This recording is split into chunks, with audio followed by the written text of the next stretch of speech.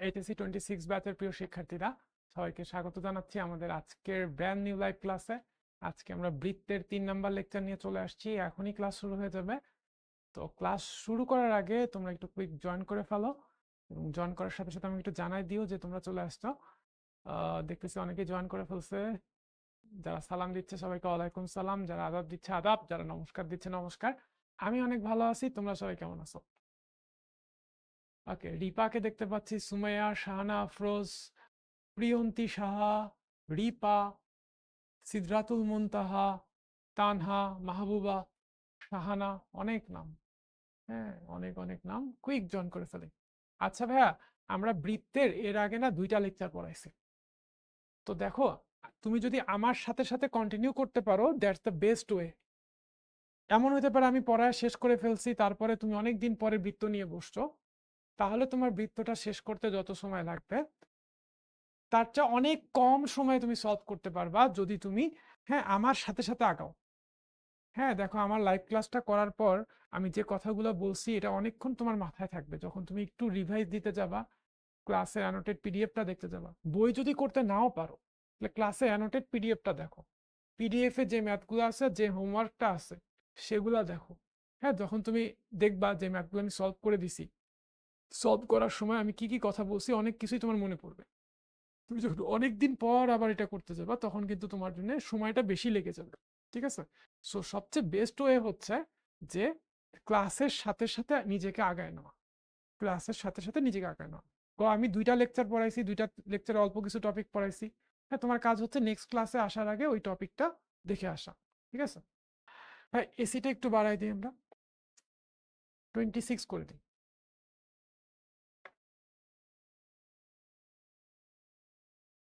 কি বলে?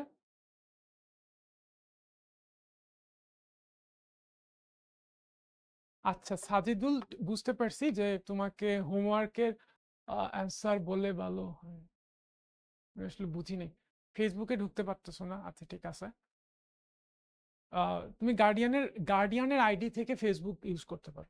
গার্ডিয়ানকে বলবা যে ঠিক আছে, আমার বিভিন্ন সময় ফেসবুকের দরকার হয়, যেহেতু শিখো শিখবো জিতবো গ্রুপ বা তোমাদের যে পেইড ব্যাচের গ্রুপটা, ওইখানে অনেকে হোমওয়ার্ক সাবমিট করে।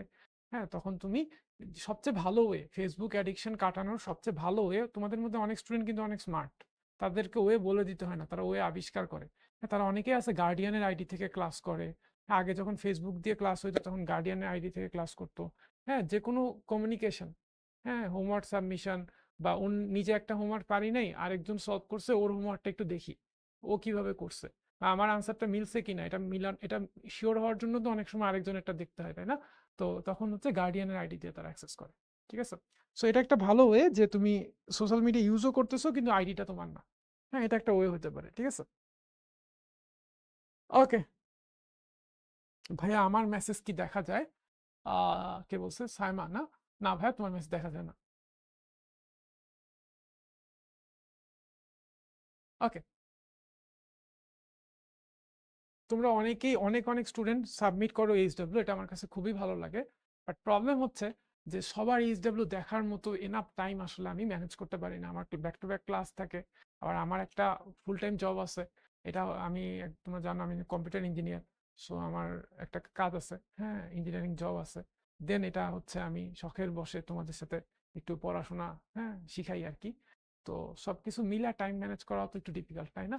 সো কষ্ট পাওয়া যাবে না। ভাইয়া দেখে না বলে হোমওয়ার্ক সাবমিট করব না, এরকম যদি ভাইয়া তুমি মনে করো, তাহলে ভাইয়া আলটিমেটলি কিন্তু ক্ষতিটা তোমার। ঠিক আছে? সো সাজেস্ট করবো সবাইকে যে তুমি তোমার হোমওয়ার্ক সাবমিট করো, এবং অন্যরা কে কিভাবে করছে সেগুলো একটু দেখো। ওকে? আর নিজের উপর আস্থাশীল থাকবা সবসময়, যে অন্যেরটা ভুল হয়েছে তার মানে আমারটা কি ঠিক আছে কিনা। হ্যাঁ, এরকম অনেকে কনফিউজড হয়ে যাও, নিজের উপর কনফিডেন্ট থাকবা। ওকে ভাইয়া, তাহলে আজকে আমরা ক্লাস শুরু করে দিব। আর আজকের ক্লাসে আমি একটু স্পিডে পড়াবো, একটু ফাস্ট পড়াবো বলে ঠিক করছি। হ্যাঁ, যেহেতু আমি আসলে চেষ্টা করি আমার ক্লাসে যাতে আমি যে লেকচারটা পড়াবো, এই লেকচারটা পড়ার পরে যাতে তোমার এইচএসসি বলো, অ্যাডমিশন টেস্ট বলো, ইঞ্জিনিয়ারিং ইউনিভার্সিটি বলো, বা অন্য আদার্স ইউনিভার্সিটি বলো, সব প্রিপারেশন যাতে আমার ক্লাস করেই হয়ে যায়। এক্সট্রা যাতে তোমার আর পরবর্তীতে কিছু পড়তে না হয়, আমার টার্গেট থাকে এইটা। ঠিক আছে? সো আমি একটু ফাস্ট পড়াবো, তোমরা একটু কনসেন্ট্রেশন দিবা, আশা করি তোমরা সবাই বুঝতে পারবা। যদি আগের 2টা লেকচার যারা যারা মনোযোগ দিয়ে করছো এবং আসার আগে একটু দেখে আসছো, তাদের জন্য এই ক্লাসটা আসলে হ্যাঁ খুবই ইন্টারেস্টিং হতে যাচ্ছে, মজার হতে যাচ্ছে। চলো তাহলে লেটস স্টার্ট। আমি আছি এসভি, সৌরভ ভাইয়া। আমরা এই 3টা টপিক পড়ছিলাম প্রথম 2 class. Sorry sorry sorry sorry sorry, ঠিক করবো কিভাবে এটা? আন্ডু কোনটা? ঠিক আছে না? আমরা এই 3টা টপিক পড়ছিলাম প্রথম 2 ক্লাসে। আজকে আমরা শুরু করব টাইপ 4 থেকে, অক্ষ স্পর্শকারী বৃত্তের সমীকরণ থেকে। ঠিক আছে, ওকে। টাইপ 4, অক্ষ স্পর্শকারী বৃত্তের সমীকরণ নির্ণয়। ওকে, আসো একটা জিনিস একটু বলে রাখি এটা পড়ানোর শুরুতে, সেটা হচ্ছে খুব ভালো করে একটু দেখো, খুব ভালো করে দেখবা। হ্যাঁ, এটা একটা বৃত্ত,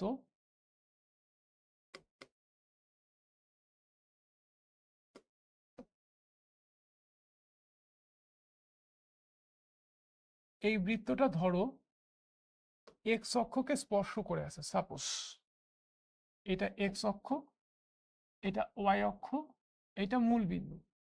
বৃত্তটার কেন্দ্র হচ্ছে এইচ কমা কে। হ্যাঁ, বৃত্তটার কেন্দ্র হচ্ছে এইচ কমা কে এবং বৃত্তটা এক্স অক্ষকে স্পর্শ করে আছে। তাহলে এক্স অক্ষ কি? বৃত্তটার একটা স্পর্শক, আর এটা হচ্ছে স্পর্শবিন্দু। এখন এই কেন্দ্র আর স্পর্শবিন্দু যোগ করলাম। কেন্দ্র আর স্পর্শবিন্দুর সংযোগ রেখা স্পর্শকের উপর লম্ব হয় এবং দৈর্ঘ্যে হয় ব্যাসার্ধের সমান। ঠিক আছে, তাহলে দেখো তো ভাইয়া, এইটাই কিন্তু ভাইয়া ব্যাসার্ধ। এটা কি ভাইয়া? এটা হচ্ছে বৃত্তটার ব্যাসার্ধ, বৃত্তটার ব্যাসার্ধ। ঠিক আছে, ওকে।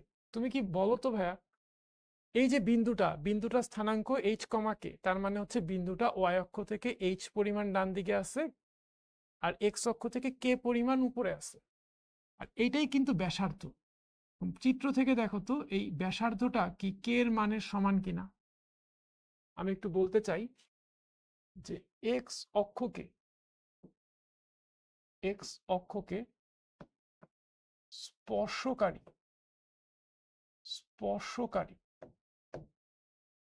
বৃত্তের ক্ষেত্রে, এক্স অক্ষকে স্পর্শকারী বৃত্তের ক্ষেত্রে কি একটা জিনিস ঘটে। জিনিসটা কি?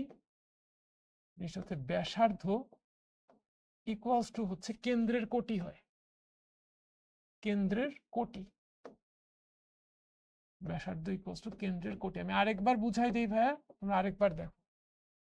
ঠিক আছে, এই বৃত্তটা এক্স অক্ষকে টাচ করছে, এটা হচ্ছে স্পর্শবিন্দু।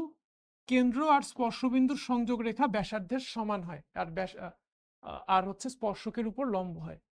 কেন্দ্র আর স্পর্শবিন্দুর সংযোগ রেখা স্পর্শকের উপর লম্ব হবে এবং দৈর্ঘ্য হবে ব্যাসার্ধের সমান। তো এটা হচ্ছে ভাইয়া এক্স অক্ষের উপর লম্ব, আর এটা দৈর্ঘ্য হচ্ছে ব্যাসার্ধ আর এর সমান।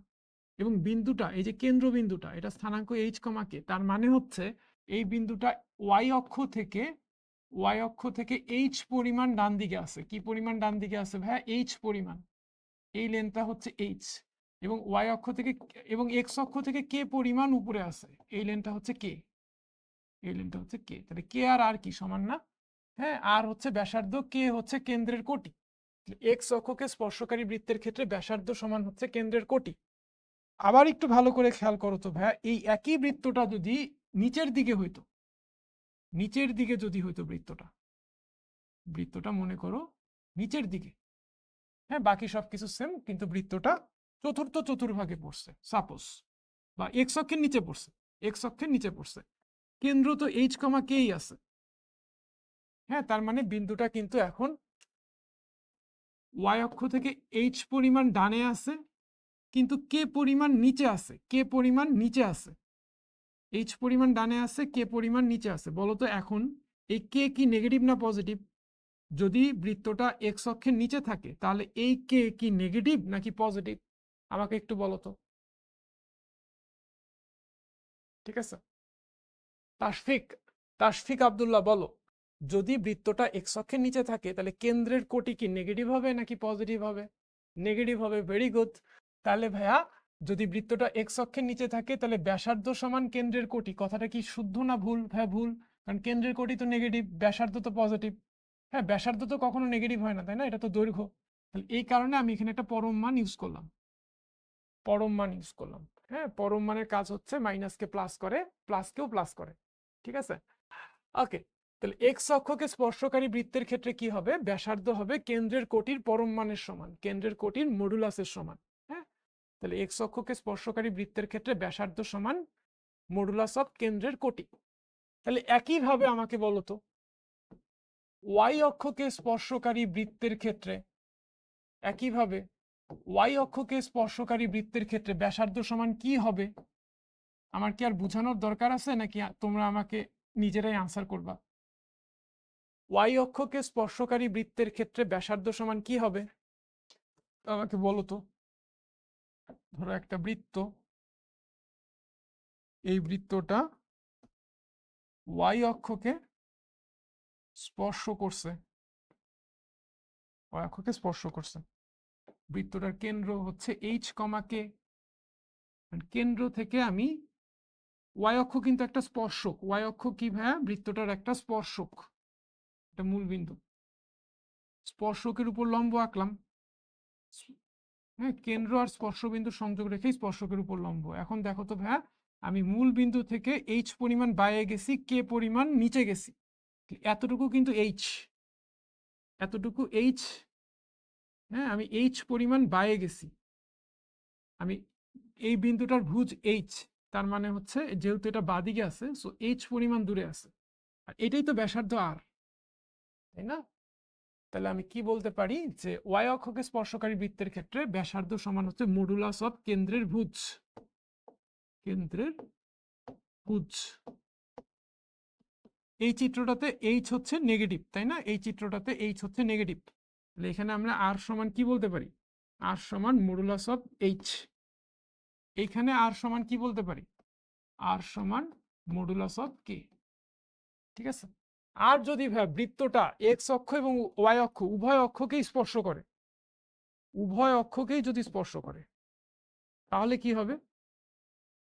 উভয় অক্ষকে স্পর্শকারী বৃত্তের ক্ষেত্রে, হ্যাঁ, উভয় অক্ষকে স্পর্শকারী বৃত্তের ক্ষেত্রে এক্স অক্ষকে স্পর্শ করলে ব্যাসার্ধ সমান এইটা, ওয়াই অক্ষকে স্পর্শ করলে ব্যাসার্ধ সমান এইটা।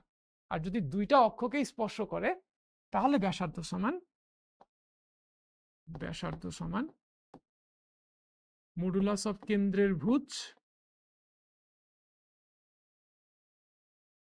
ইকুয়ালস টু মডুলাস অফ কেন্দ্রের কোটি, কেন্দ্রের কোটি। ওকে, এইটা এইটা আর এইটা সমান হবে যদি উভয় অক্ষকেই স্পর্শ করে। ঠিক আছে। আর ভাইয়া গত ক্লাসে আমরা পড়ছিলাম, লাস্ট ক্লাসে, যে এক্স অক্ষকে স্পর্শকারী বৃত্তের ক্ষেত্রে কি হয়। গত ক্লাসে আমরা পড়ছিলাম ভাইয়া, কি পড়ছিলাম? যে জি স্কোয়ার সমান সি হয়। এক্স অক্ষকে স্পর্শকারী বৃত্তের ক্ষেত্রে জি স্কোয়ার সমান সি হয়। ওয়াই অক্ষকে স্পর্শকারী বৃত্তের ক্ষেত্রে কি হয়?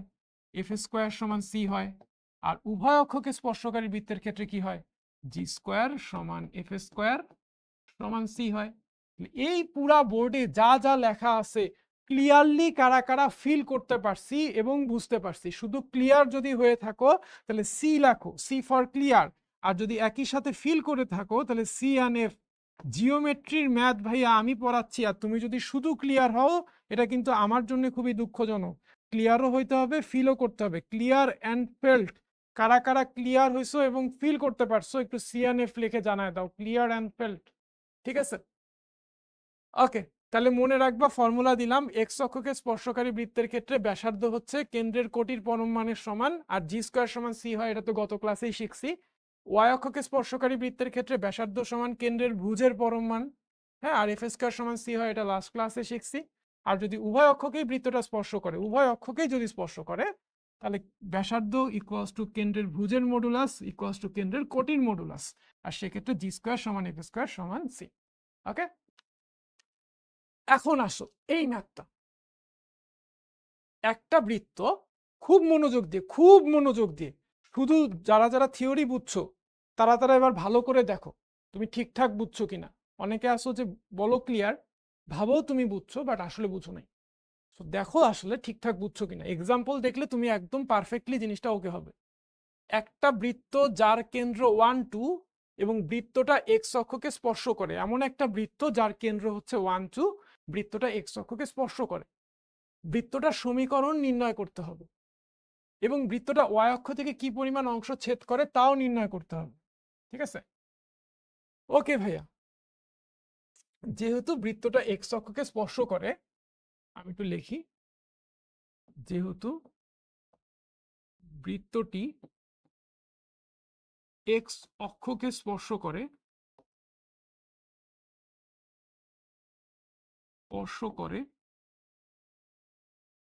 তাই বৃত্তটার ব্যাসার্ধ সমান কি হবে? বলো, বৃত্তটার ব্যাসার্ধ সমান কি হবে? ব্যাসার্ধ আর সমান হবে মডুলাস অফ কেন্দ্রের এক্স অক্ষকে স্পর্শ করছে, তাহলে ব্যাসার্ধ সমান হবে কি মডুলাস অফ কেন্দ্রের কোটি। এক্স অক্ষকে স্পর্শ করে বৃত্তের ক্ষেত্রে ব্যাসার্ধ সমান কেন্দ্রের কোটি। হ্যাঁ, কেন্দ্রের কোটির পরম মান, তাহলে কেন্দ্রের কোটি কত? 2, এটা তো কেন্দ্রের ভুজ 1, কোটি 2, তাহলে বৃত্তটার ব্যাসার্ধ সমান কত দাঁড়ালো? 2। তাহলে আমাকে বলো বৃত্তটার সমীকরণ কি হবে? বৃত্তটার কেন্দ্র হচ্ছে 1, 2, ব্যাসার্ধ 2, তাহলে বৃত্তটার সমীকরণ হবে x minus Hasina whole square plus y minus Khaleda whole square equals to Roushan square. এটাই আনসার, ঠিক আছে। চাইলে তুমি একটু সিম্পলিফাই করতে পারো, না করলেও সমস্যা নেই। সিম্পলিফাই করলে কি হবে? সিম্পলিফাই যদি করো, x square minus twice x plus 1, y square minus 4y plus 4 equals to 4, বা x square plus Y square minus twice x minus 4y, এই 4 তো কাটা, প্লাস 1 ইকুয়ালস টু 0। এটা হচ্ছে আমার বৃত্তটার সমীকরণ। হ্যাঁ, এখানেও আনসার লিখতে পারো, এখানেও আনসার লিখতে পারো, অ্যাজ ইউ উইশ। এখন তারপরে বলছে কি বৃত্তটা ওয়াই অক্ষ থেকে কি পরিমাণ অংশ ছেদ করে তা বের করো। আচ্ছা, এটাকে যদি একটু মডিফাই করি, x square plus Y square plus 2gx plus 2fy plus c equals to 0। ঠিক আছে, 2fy plus c equals to 0। এখন দেখো, তাহলে g এর ভ্যালু -1, f এর ভ্যালু -2, c এর ভ্যালু 1। g এর ভ্যালু -1, f এর ভ্যালু -2, c এর ভ্যালু হচ্ছে 1। ঠিক আছে, c এর ভ্যালু হচ্ছে 1। তাহলে এখান থেকে আমরা বৃত্তটা y অক্ষ থেকে কি পরিমাণ অংশ ছেদ করে, y অক্ষ থেকে ছেদকারী অংশের দৈর্ঘ্য, বা y অক্ষ থেকে কর্তিত অংশের দৈর্ঘ্য কি হবে ভাইয়া? মনে আছে? 2 ইন্টু রুট ওভার কি শিখাইছিলাম? F square minus C, 2 into root over F এর value -2, F square minus C, C এর ভ্যালু 1, তাহলে 2 2 4 বিয়োগ 1, 2√3 একক। কারা কারা ম্যাথটা বুঝতে পারছো তারা তারা একটু ক্লিয়ার লিখে ভাইয়াকে জানায় দাও।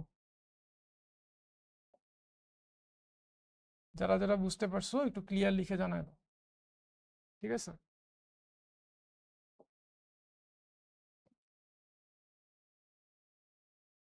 এখন শোনো, এই ম্যাথটা আরেকটা ওয়েতে করা যায়। তো গত ক্লাসে শিখছিলাম এমন একটা টাইপ দিয়ে এই ম্যাথটা করা যায়। কি ভাইয়া?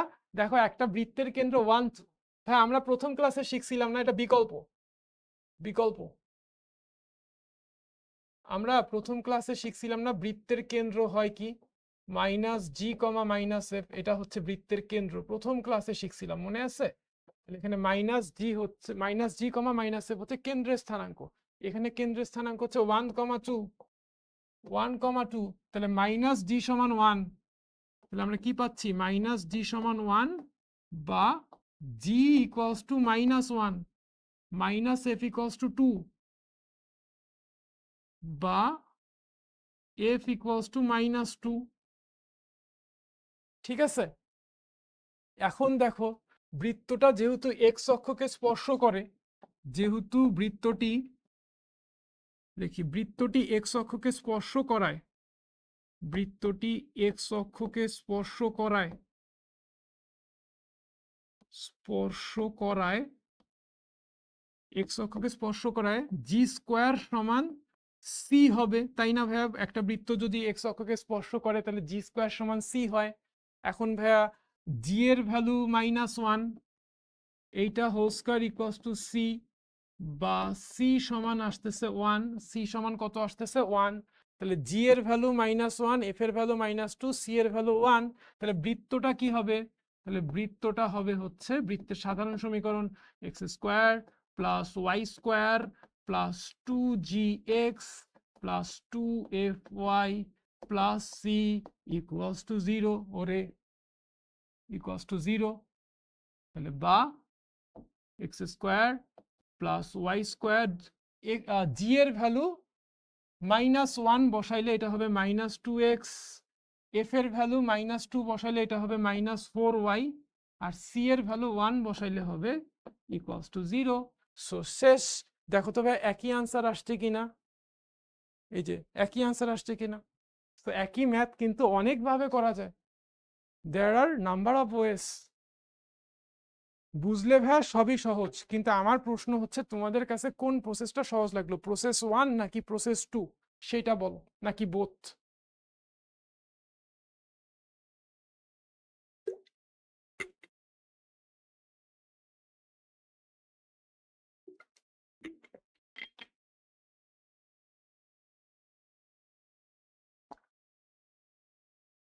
এই কে বলছে রে দোনোটাই? চিটাঙের বাড়ি নাকি তো দোনোটাই?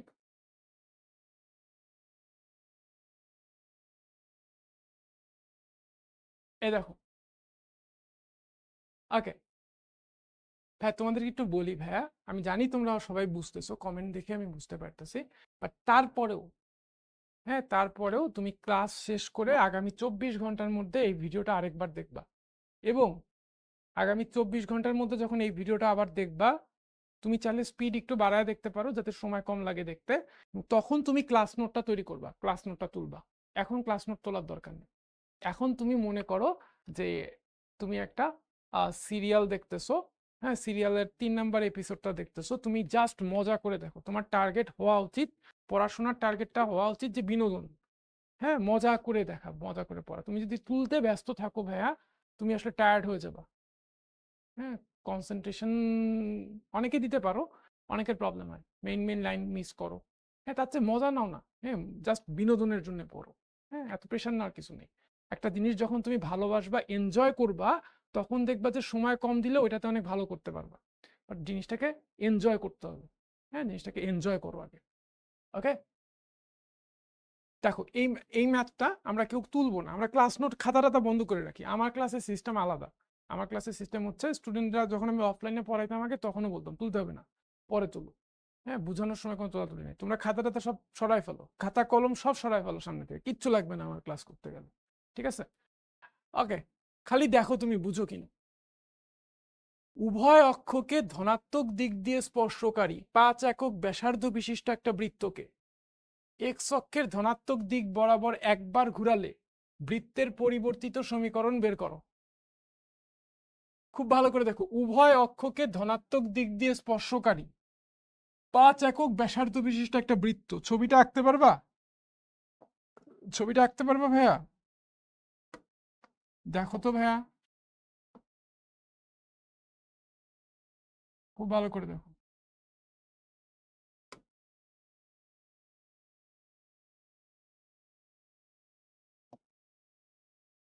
এই যে মনে করো এটা এক্স অক্ষ, ঠিক আছে, আর এটা হচ্ছে আমাদের ওয়াই অক্ষ। এই বৃত্তটা কিন্তু দুইটা অক্ষকেই স্পর্শ করছে এবং ধনাত্মক দিক দিয়ে স্পর্শ করছে। এই বৃত্তটা দুইটা অক্ষকেই স্পর্শ করছে এবং ধনাত্মক দিক দিয়ে স্পর্শ করছে। উভয় অক্ষকেই ধনাত্মক দিক দিয়ে স্পর্শ করছে। এক্স অক্ষকেও ধনাত্মক দিকে টাচ করছে, ওয়াই অক্ষকেও ধনাত্মক দিকে টাচ করছে। ঠিক আছে, এবং বৃত্তটার ব্যাসার্ধ হচ্ছে 5 একক। বৃত্তটার ব্যাসার্ধ কত একক? 5 একক। আচ্ছা আমাকে বলো তো ভাইয়া, এক্স অক্ষ তো বৃত্তটার একটা স্পর্শক, তাহলে কেন্দ্র থেকে এই স্পর্শবিন্দু কানেক্ট করে দিলাম। ওয়াই অক্ষ তো একটা স্পর্শক, কেন্দ্র আর স্পর্শবিন্দু কানেক্ট করলাম। এই রেখাটা কি স্পর্শকের উপর লম্ব হবে? এই রেখাটাও স্পর্শকের উপর লম্ব হবে, মানে ওয়াই অক্ষের উপর লম্ব হবে। এটাও কিন্তু ব্যাসার্ধ, এটাও কিন্তু ব্যাসার্ধ। বৃত্তটার ব্যাসার্ধ বলছে 5 একক, তাহলে এটাও ব্যাসার্ধ 5, এটাও ব্যাসার্ধ 5। তাহলে আমাকে বলো তো ভাই, কেন্দ্রের স্থানাঙ্কটা কি তুমি বুঝতে পারতেছো? কেন্দ্রের স্থানাঙ্কটা কি হবে? 5 5। Very good. এই বিন্দুটা ওয়াই অক্ষ থেকে 5 ঘর ডানে আছে, তাই এটার ভুজ হবে 5। এক্স অক্ষ থেকে 5 ঘর উপরে আছে, তাই কোটি হবে 5। ঠিক আছে, সুন্দর না? জীবন সুন্দর, বৃত্ত সুন্দর, জীবন সুন্দর। এখন এই বৃত্তটাকে, হ্যাঁ, একটু মনে করে এটার চাকা, রয়্যাল এনফিল্ডের চাকা। এখন এই চাকাটাকে আমি এক্স অক্ষের ধনাত্মক দিক বরাবর, এক্স অক্ষের ধনাত্মক দিক মানে ওই দিকটা, এই দিকটা বরাবর একবার পাক দিছি, একবার ঘুরাইছি। একবার ঘুরাইলে এটা একটু সরবে না? হ্যাঁ ভাইয়া সরবে। কতটুকু সরবে ভাইয়া একবার ঘুরাইলে? সেটা কি তোমরা জানো কতটুকু সরবে? আহা, একবার ঘুরাইলে কতটুকু সরবে এটা কি জানি? আমরা কি জানি একবার ঘুরাইলে কতটুকু সরে? হ্যাঁ, পরিধির সমান সরে যাবে। পরিধির সমান একটা বৃত্তকে বা একটা চাকাকে যদি একবার ঘোরানো হয়, তাহলে পরিধির সমান দূরত্ব সে অতিক্রম করে। ঠিক আছে, এখন বলো তো, আমি এখান থেকে এক্স অক্ষের উপরে লম্ব আঁকলাম, মানে স্পর্শকের উপর লম্ব আঁকলাম। এটা তো 5 এককই থাকবে, তাই না? এক্স অক্ষ থেকে উচ্চতা তো কোনো চেঞ্জ হয় নাই, হয়েছে কি? এক্স অক্ষ থেকে কি উচ্চতা চেঞ্জ হয়েছে? হয় নাই, তাই না ভাই? উচ্চতা তো একই আছে। বৃত্তটা নতুন করে এতটুকু দূরত্ব অতিক্রম করছে। হ্যাঁ, এটা হচ্ছে পরিধির সমান দূরত্ব অতিক্রম করে। পরিধি কত? 2 পাই আর। আর কত ভাই? আর তো 5, আর তো 5 একক, মানে 10 পাই পরিমাণ দূরত্ব সে অতিক্রম করছে। 10 পাই। আর এতটুকু কত ভাইয়া? এতটুকু তো 5, এটা তো 5, এতটুকু তো 5। তাহলে এই বিন্দুটা এক ওয়াই অক্ষ থেকে বা মূল বিন্দু থেকে কতটুকু ডান দিকে আছে? 5 প্লাস 10 পাই। তাহলে আমাকে বলো তো, এই বিন্দুটা স্থানাঙ্ক কত হবে? এই বৃত্তের কেন্দ্রটা স্থানাঙ্ক কত হবে? এই দূরত্বটা হচ্ছে ভুজ, 5 প্লাস কত? 10 পাই, কমা এই দূরত্বটা হচ্ছে এক্স অক্ষ থেকে উচ্চতা, মানে কোটি 5। ঠিক আছে, এখন তাহলে বলো, পরিবর্তিত বৃত্তটা হচ্ছে এইটা, এইটার কেন্দ্রের স্থানাঙ্ক জানি, ব্যাসার্ধও জানি। হাসিনা, খালেদা, রওশন, 3 ভদ্র মহিলাকেই আমরা যদি চিনি, তাহলে আনসার বলা তো আমাদের জন্য কঠিন না। এই বৃত্তটার ইকুয়েশন কি হবে? এই বৃত্তটার ইকুয়েশন হবে এক্স মাইনাস হাসিনা, হাসিনা একটু বড় সাইজে, x minus Hasina whole square plus y minus Khaleda whole square equals to Roushan square.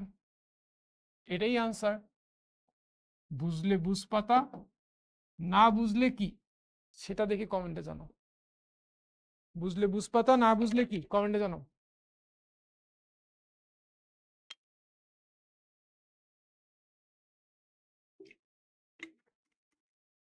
এই নাইম চাচ্চু ক্লাস করতেছে নাকি? দেখছে স্যার এটা কি বুয়েটের ম্যাপ, নাকি কোন স্টুডেন্ট তার নাম রাখছে নাইম চাচ্চু? হ্যাঁ ভাই, এরকমও হয় নাকি? নিজের নাম নিজেই রাখছে নাইম চাচ্চু। ওকে, চাচ্ছু আপনার ভাতিজাদের প্রতি অনেক দোয়া থাকুক, বুঝলে বুঝপাতা, না বুঝলে তেজপাতা। ঠিক আছে, তাহলে দেখো এই অঙ্ক করতে কিছুই লাগলো না, আঁকলাম চিত্র, মিলে গেল মিত্র। ওকে, এটা একটা বৃত্তের সমীকরণ বের করো যা এক্স অক্ষকে 6 বিন্দুতে স্পর্শ করে এবং ওয়াই অক্ষ থেকে 4 একক দীর্ঘ জ্যা কর্তন করে। খুব ভালো করে আঁকবো চিত্র, মিলবে মিত্র। একটা বৃত্ত, একটা বৃত্ত যেটা এক্স অক্ষকে স্পর্শ করছে 6 বিন্দুতে আর ওয়াই অক্ষ থেকে 4 একক দীর্ঘ জ্যা কর্তন করছে। ঠিক আছে, যেমন এইটা এক্স অক্ষকে 6 বিন্দুতে স্পর্শ করছে আর ওয়াই অক্ষ থেকে একটা জ্যা কর্তন করছে। হ্যাঁ, ওয়াই অক্ষের কোন দিক থেকে জ্যা কর্তন করছে, ধনাত্মক দিক থেকে নাকি ঋণাত্মক দিক থেকে, এটা কি প্রশ্নে বলা আছে? ওয়াই অক্ষের কোন দিক থেকে জ্যাটা কর্তন করা হয়েছে এটা কি প্রশ্নে বলা আছে? না, বলা নাই তো। তাহলে কি হবে এখন? আচ্ছা দেখো, আগে দেখো, এই যে জ্যাটা দেখতেছো, এই জ্যাটার দৈর্ঘ্য হচ্ছে 4 একক।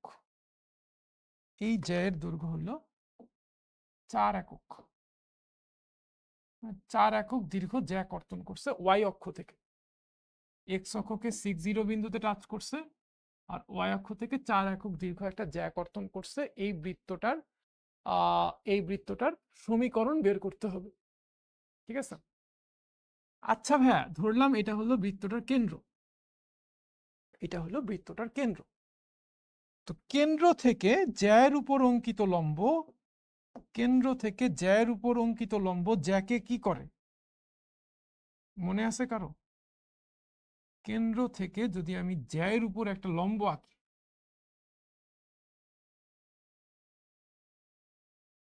এই কেন্দ্র থেকে আমি যদি জ্যায়ের উপর একটা লম্ব আঁকি তাহলে জ্যাটা কি হবে? কেন্দ্র থেকে জ্যায়ের উপর অঙ্কিত লম্ব জ্যাকে সমদ্বিখণ্ডিত করে। ঠিক আছে, এটা যেহেতু কেন্দ্র, এখান থেকে জ্যায়ের উপর একটা লম্ব আঁকছি, হ্যাঁ, তাহলে জ্যাটা কিন্তু সমদ্বিখণ্ডিত হয়েছে, তার মানে আমার এখন এই ডিস্টেন্সটা হচ্ছে 2 একক। এটাও 2 একক, এটাও 2 একক। তো এই লম্বটা কার উপর লম্ব? এই ওয়াই অক্ষের উপর লম্ব। ওয়াই অক্ষের উপর এটা লম্ব হওয়াতে এটা কিন্তু এক্স অক্ষের সমান্তরাল। ঠিক আছে, ওকে। এখন বলো তো ভাইয়া, আমি যদি কেন্দ্র আর স্পর্শবিন্দু যোগ করি, কেন্দ্র এবং স্পর্শবিন্দুর সংযোগ রেখা স্পর্শকের উপর লম্ব হয় এবং দৈর্ঘ্যে ব্যাসার্ধের সমান হয়। ঠিক আছে, কেন্দ্র থেকে কেন্দ্র আর স্পর্শবিন্দু যোগ করলাম, কেন্দ্র এবং স্পর্শবিন্দুর সংযোগ রেখা স্পর্শকের উপর লম্ব হবে, মানে এক্স অক্ষের উপর লম্ব হবে আর দৈর্ঘ্যে ব্যাসার্ধের সমান হবে। তাহলে এই দৈর্ঘ্যটা হচ্ছে ব্যাসার্ধের সমান। ঠিক আছে, এই দৈর্ঘ্যটা হচ্ছে ব্যাসার্ধের সমান। ওকে, তাহলে আমাকে বলো তো ভাইয়া, এই দৈর্ঘ্যটা যদি ব্যাসার্ধ আর হয়, এটা যদি ব্যাসার্ধ আর হয়, এই বিন্দুটার স্থানাঙ্ক কত হবে? খুব ভালো করে দেখো, এটা যেহেতু আর, ব্যাসার্ধ আর এবং এক্স অক্ষ থেকে উচ্চতাও যেহেতু আর, এটার কোটি কিন্তু আর। এই বিন্দুটা যেহেতু এক্স অক্ষ থেকে আর পরিমাণ উপরে আছে, সো এটার কোটি হচ্ছে আর। আবার খেয়াল করো, এইটা কি, এই রেখাটা আর এতটুকু কিন্তু পরস্পর সমান এবং সমান্তরাল, এতটুকু 6, এতটুকু কিন্তু ভাইয়া 6, যেহেতু এটা 6 তাই এটাও 6। হ্যাঁ, এটা 6, এটা 2। খুব ভালো করে এটা যোগ করলাম, দেখো তো ভাইয়া, এটা একটা সমকোণী ত্রিভুজ তৈরি হয়েছে না? এটা 2, এটা 6 হইলে পিথাগোরাস থেকে বলা যায় এটা কি হবে? 2 স্কোয়ার প্লাস 6 স্কোয়ার, 6 6 36 যোগ 4 মানে 40, রুট ওভার 40 মানে কি? রুট ওভার 40 মানে হচ্ছে 2√10, 2√10। হ্যাঁ, এটা বের হয়েছে 2√10, তাহলে এটাই তো ব্যাসার্ধ 2√10, তাহলে এইটাও ব্যাসার্ধ 2√10, আর এর মান আসলে 2√10। এই দৈর্ঘ্যটা অ্যাকচুয়ালি 2√10, তাহলে এই উচ্চতাটা যেহেতু 2√10 আর এটা যেহেতু 6, তাহলে এই বিন্দুটার স্থানাঙ্ক 6,2√10। দেখো এই ফিগারটা কারা কারা বুঝতে পারছে তারা তারা একটু সি লিখে জানাও, এবং যারা একটু বুঝতেও পারছো, ফিল করতে পারছো ব্যাপারটা খুব ভালো লাগছে, মজা লাগছে, তারা একটু সি এন্ড এফ লিখে জানাই দাও। Clear and felt, clear and felt, ঠিক আছে। বুগি,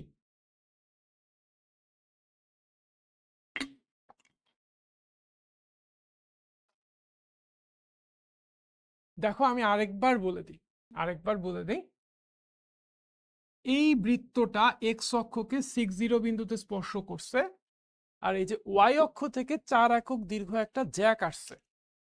এখন এইটার কেন্দ্র থেকে আমি জ্যার উপর লম্ব আঁকলাম, তার মানে এইটা কিন্তু 90 ডিগ্রি হইল।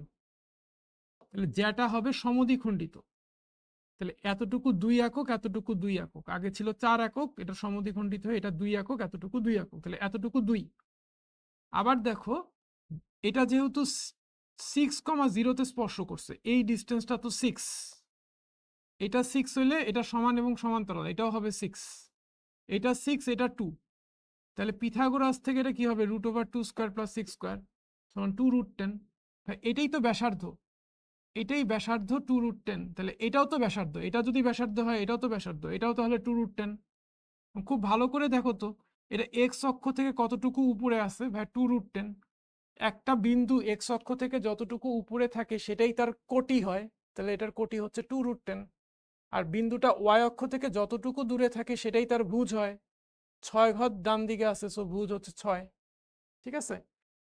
ওকে, তাহলে এই বৃত্তটার সমীকরণ কি হবে, বৃত্তটার সমীকরণ হবে x - 6 whole square plus y - 2√10 whole square equals to 2√10 whole square. শেষ।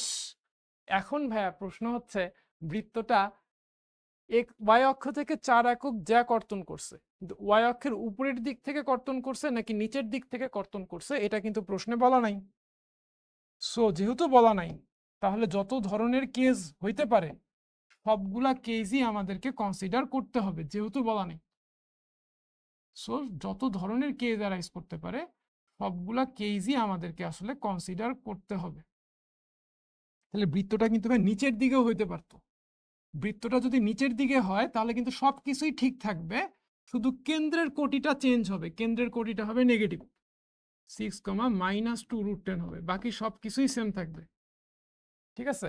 তাহলে এই বৃত্তের ইকুয়েশন যদি এটা হয়, নিচের বৃত্তটার ইকুয়েশন হবে এখানে জাস্ট একটা প্লাস আসবে, তাহলে প্লাস মাইনাস দিয়ে একবারই লিখলাম, মাইনাস দিয়ে উপরেরটা, প্লাস দিয়ে নিচেরটা, ঠিক আছে। তো এখন বলো তো কারা কারা অঙ্কটা বুঝছো খুব ভালো মতো।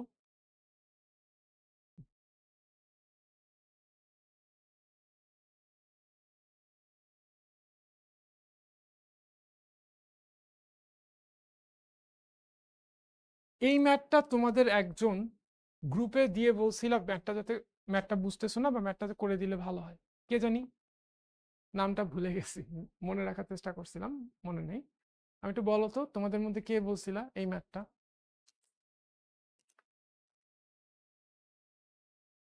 খুব ভালো একটা ম্যাথ দিছো ভাইয়া, খুব কনসেপচুয়াল একটা ম্যাথ দিছো তুমি, তোমাকে অনেক ধন্যবাদ যেই দিয়ে থাকো।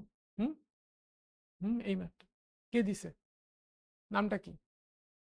আনিকা তাহসিন, ভেরি গুড, এই ম্যাথটা দিয়ে দেওয়ার জন্য। হ্যাঁ, ম্যাথটা খুবই মজার একটা ম্যাথ, খুব ভালো করে দেখবা, সবাই দেখবা। একটা বৃত্তের সমীকরণ বের করো যা উভয় অক্ষকে স্পর্শ করে, এমন একটা বৃত্ত যেটা দুইটা অক্ষকেই স্পর্শ করে, এক্স অক্ষকে স্পর্শ করে, ওয়াই অক্ষকে স্পর্শ করে, এবং বৃত্তটা 1,8 বিন্দু দিয়ে যায়, বৃত্তটা 1,8 বিন্দু দিয়ে যায়। আনিকা, তোমার সৌজন্যে এই ম্যাথটা সবাই করবে, সবাই বলতেছে আমি, বাইরে যেই দিয়ে থাকো শুধুমাত্র তাকেই ধন্যবাদ, বাকিদের ধন্যবাদ দেওয়া কি উচিত ভাই? এক্স অক্ষ ওয়াই অক্ষ এরকমই হয় জীবন, যে দিছো আর কি তাকে এখন কয়েকটা কথা বলবো। তা লাইফে দেখবা অনেক সময় তোমার করা কাজের কৃতিত্ব আরেকজন নেওয়ার চেষ্টা করবে, বুঝছো? মানুষ কাজ করতে যত না পছন্দ করে তার চেয়ে বেশি পছন্দ করে ক্রেডিট নিতে। অনেক সময় এদেরকে বলে ক্রেডিট চোর। হ্যাঁ, এদের থেকে সাবধান থাকবো ভাই। খুব ভালো ভালো করে দেখো যে একটা বৃত্ত দুইটা অক্ষকেই স্পর্শ করে। দুইটা অক্ষকেই যদি স্পর্শ করে, বৃত্তটা ফার্স্ট কোয়াড্রেন্টে হতে পারে, সেকেন্ড কোয়াড্রেন্টে হতে পারে, থার্ড কোয়াড্রেন্টে হতে পারে, ফোর্থ কোয়াড্রেন্টে হতে পারে। চারটা কোয়াড্রেন্টের যে কোনো এক জায়গায় বৃত্তটা হতে পারে। তুমি কি বুঝতেছো? বৃত্তটা যেহেতু এক্স অক্ষ এবং ওয়াই অক্ষ দুইটা অক্ষকেই স্পর্শ করে, তাহলে বৃত্তটা কিন্তু যে কোনো একটা কোয়াড্রেন্টে হবে, কোনো অক্ষকেই কিন্তু ছেদ করবে না, ক্রস করে চলে যাবে না। হ্যাঁ, যদি ধরো যে সেকেন্ড কোয়াড্রেন্টে হয় বৃত্তটা, বৃত্তটা এরকম হবে এবং কখনোই ক্রস করে উপরে যাবে না বা ক্রস করে ডান দিকে যাবে না যদি থার্ড কোয়াড্রেন্টে হয়। হ্যাঁ, সেকেন্ড কোয়াড্রেন্টে হইলে এরকম হবে, কখনোই ডানে যাবে না বা নিচে যাবে না। বুঝছো তো ব্যাপারটা? যে কোনো একটা কোয়াড্রেন্টে থাকবে, চারটা কোয়াড্রেন্টের যে কোনো একটা কোয়াড্রেন্টে থাকবে। এখন আমাদের বৃত্তটা 1,8 বিন্দু দিয়ে পাস করে। আমাদের বৃত্তটা 1,8 বিন্দু দিয়ে পাস করে। এই বিন্দুটা ভাই কোন কোয়াড্রেন্টে আমাকে একটু বলো তো। ভাইয়া ম্যাথটা বুঝাচ্ছি তো, অনেকে না ভাইয়া ম্যাথটা না বুঝার প্রতি কনসেন্ট্রেশন না দিয়ে, হ্যাঁ, জাস্ট মেসেজিং এর প্রতি ইন্টারেস্টেড। সো আমরা একটু মেসেজটা অফ রাখি, সবাই যাতে একটু কনসেন্ট্রেট করতে পারে। ওকে, তাহলে ভাই বলো তো, যেহেতু এই বিন্দুটা 1,8 এটা কোন চতুর্ভাগে আছে ভাই? ফার্স্ট কোয়াড্রেন্টে আছে। তাহলে আমাদের কিন্তু বৃত্তটা হবে হচ্ছে ফার্স্ট কোয়াড্রেন্টে। বৃত্তটা কোথায় হবে? বৃত্তটা হবে ফার্স্ট কোয়াড্রেন্টে। হ্যাঁ, 1,8 বিন্দু দিয়ে যায়। তো বৃত্তটা আমি আঁকলাম, ঠিক আছে? এখানে ওয়াই অক্ষকে স্পর্শ করছে, এখানে এক্স অক্ষকে স্পর্শ করছে, আর 1,8 বিন্দু দিয়ে বৃত্তটা পাস করতেছে। একটু ভালো করে আঁকি।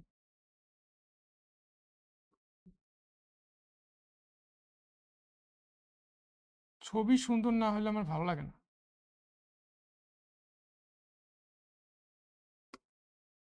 হ্যাঁ, বৃত্তটা 1,8 দিয়ে পাস করতেছে।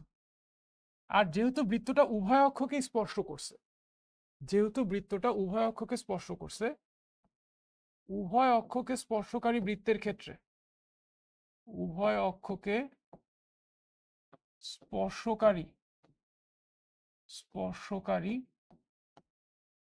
বৃত্তের ক্ষেত্রে ব্যাসার্ধ সমান মডুলাস অফ কেন্দ্রের ভুজ ইকুয়ালস টু মডুলাস অফ কেন্দ্রের কোটি। এটা তো সবাই জানি নাকি? উভয় অক্ষকে স্পর্শকারী বৃত্তের ক্ষেত্রে ব্যাসার্ধ সমান মডুলাস অফ কেন্দ্রের ভুজ সমান মডুলাস অফ কেন্দ্রের কোটি। এখন যেহেতু বৃত্তটা প্রথম চতুর্ভাগে, তাহলে বৃত্তের কেন্দ্রটাও তো প্রথম চতুর্ভাগে, তাহলে সবগুলাই কিন্তু পজিটিভ হবে। এইচ কে সবগুলাই কিন্তু পজিটিভ হবে, ঠিক আছে? হ্যাঁ, সবগুলাই হবে পজিটিভ, সবগুলাই হবে পজিটিভ। তাহলে আমি বলতেই পারি এই পয়েন্টের স্থানাঙ্ক হচ্ছে আর, আর ব্যাসার্ধ তো আর আছেই, ব্যাসার্ধ তো আর। হ্যাঁ, সবগুলোই হবে সমান এবং সবগুলোই হচ্ছে পজিটিভ, তিনটা ভ্যালুই সমান। ওকে, তাহলে বৃত্তটার স্থানাঙ্ক কি হবে? সবগুলোই তো আর, তাহলে বৃত্তটার সমীকরণ কি হবে? সমীকরণ হবে x minus r whole square plus y minus r whole square equals to r square. এটা হচ্ছে বৃত্তটার সমীকরণ। এখন এই বৃত্তটা 1,8 বিন্দু দিয়ে পাস করে, তাহলে 1,8 বিন্দুটা দিয়ে অবশ্যই এই সমীকরণটা স্যাটিসফাইড হবে। তাহলে 1,8 বিন্দু দিয়ে এই সমীকরণটাকে আমরা স্যাটিসফাই করব। এক্স এর জায়গায় 1 আর ওয়াই এর জায়গায় 8 বসাবো, যেহেতু এই বৃত্তটার উপরে 1,8 বিন্দুটা আছে। এক্স এর জায়গায় 1, ওয়াই এর জায়গায় 8 ইকুয়ালস টু আর স্কোয়ার, ঠিক আছে?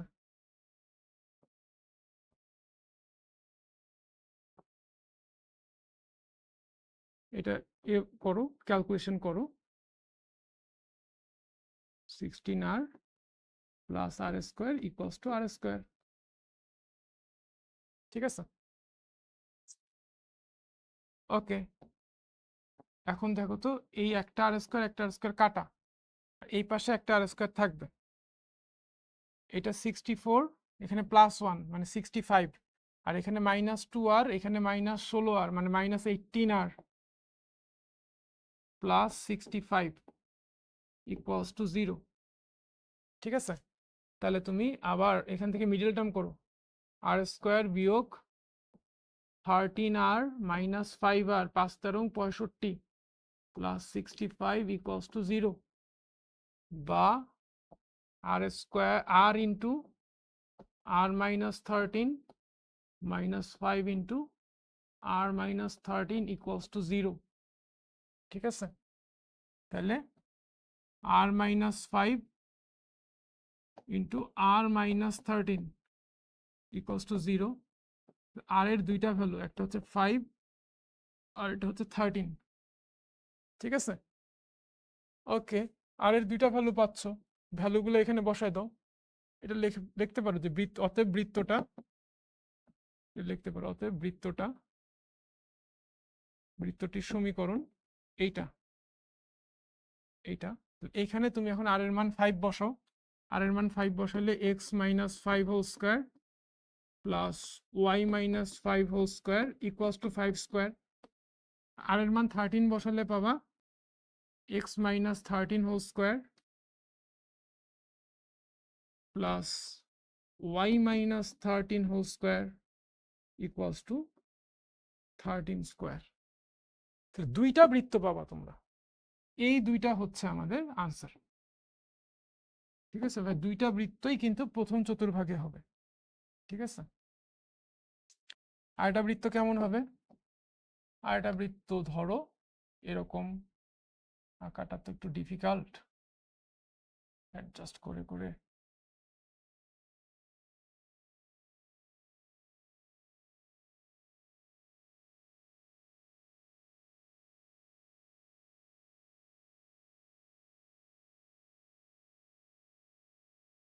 আহ সরি সরি সরি,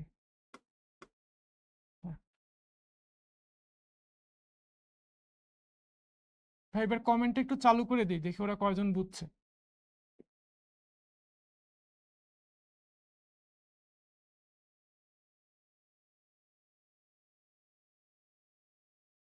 ঠিক আছে, 1,8 বিন্দুটা, এটা হচ্ছে তোমার 1,8 বিন্দুটা। ঠিক আছে, দুইটা বৃত্ত, দুইটা বৃত্তই প্রথম চতুর্ভাগে, দুইটা বৃত্তই কিন্তু ওয়াই অক্ষ এবং এক্স অক্ষকে টাচ করছে, এটাও টাচ করছে, হ্যাঁ এটা এখানে টাচ করছে, ছেদ করেনি।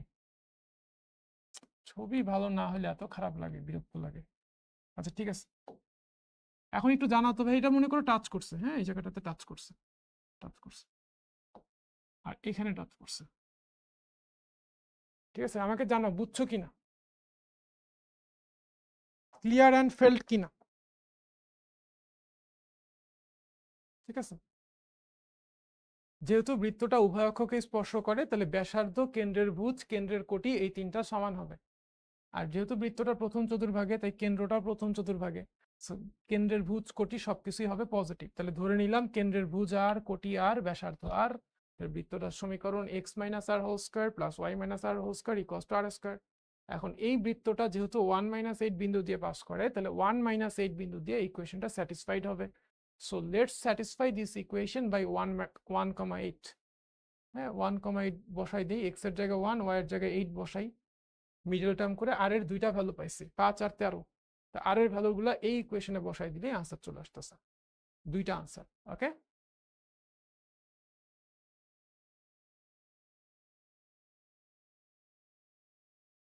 ঠিক আছে,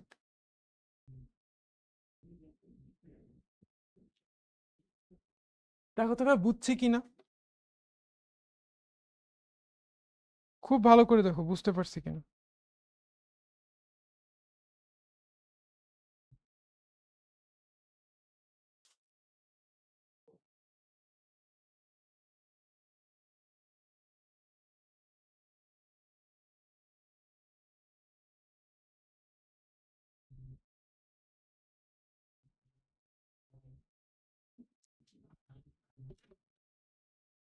ওকে,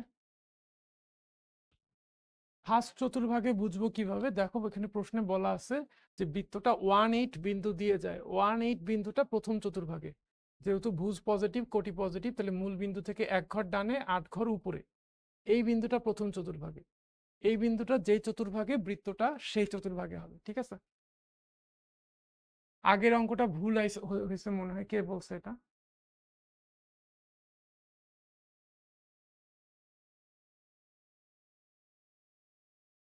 ভাই আগের অঙ্কটা ভুল হয় নাই ভাই, ঠিকই আছে হোসেন, আগের অঙ্কটা ভুল হয় নাই ভাই, ঠিকই আছে। তারপরে যদি তোমার ভুল মনে হয় তাহলে এটা সঠিক অ্যান্সার কি হবে সেটা আমাকে একটু জানাই দিও। ঠিক আছে,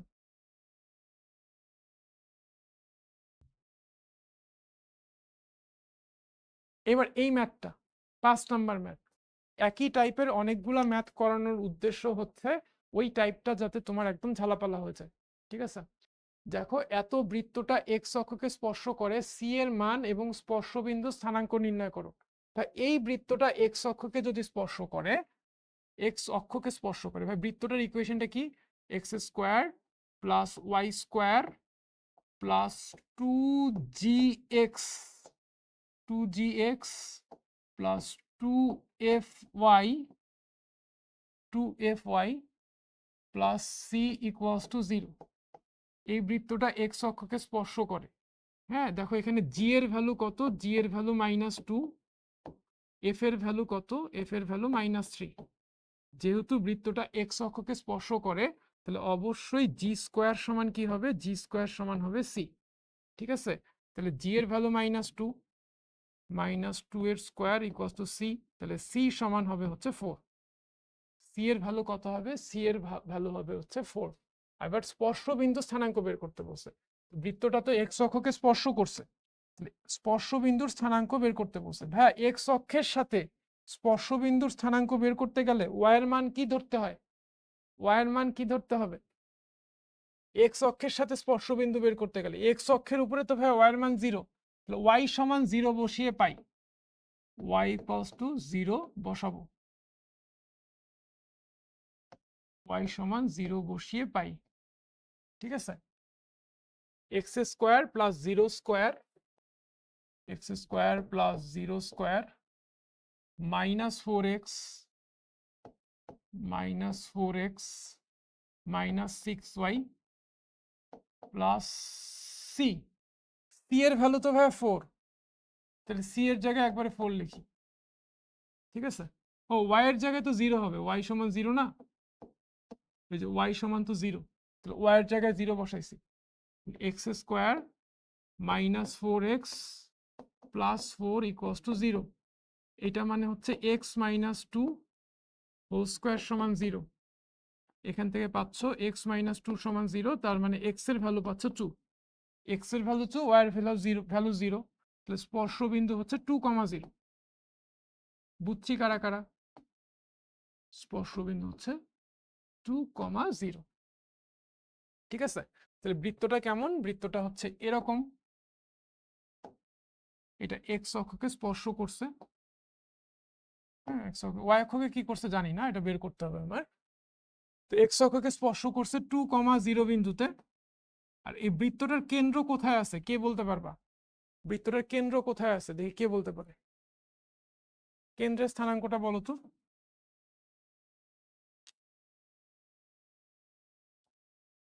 ওয়াই সমান 0 কিভাবে ভাইয়া? এক্স অক্ষের সাথে স্পর্শবিন্দু বের করতে গেলে, হ্যাঁ এক্স অক্ষের উপরে যে কোনো বিন্দুরই কিন্তু ওয়াই এর ভ্যালু 0 হয়। এক্স অক্ষের উপরে যে কোনো বিন্দুর ওয়াই এর ভ্যালু 0 হয়, তাই ওয়াই সমান আমি 0 বসাইছি। যদি ওয়াই অক্ষের সাথে বিন্দু স্পর্শ বিন্দু বা ছেদ বিন্দু স্থানাঙ্ক বের করতে বলতো, তাহলে এক্স এর ভ্যালু আমি 0 বসাইতাম। ওকে, 2,3, ভেরি গুড, 2,3।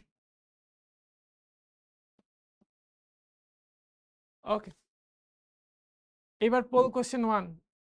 হ্যাঁ একটা পোল লঞ্চ করে দিই, যে ম্যাথটা দিনাজপুর বোর্ডে 2022 সালে আসছিল। হ্যাঁ -2,3 বিন্দুতে কেন্দ্র এবং ওয়াই অক্ষকে স্পর্শ করে এরূপ বৃত্তের সমীকরণ কোনটা? অঙ্কটা আমি না মানে চিত্র এঁকেই করে ফেলতে পারি, তো ওদেরকে একটু সময় দিই। লঞ্চ হয়েছে, একটু সময় দিই ওদেরকে। Option A B C D কোনটা হবে?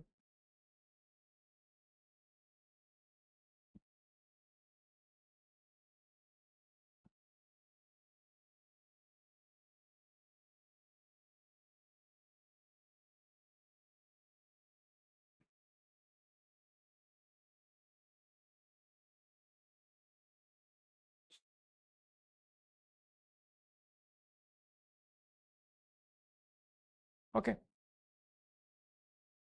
দেখো ম্যাথটা আগে আমি করি। হুম, হ্যাঁ এন্ড করে দেন।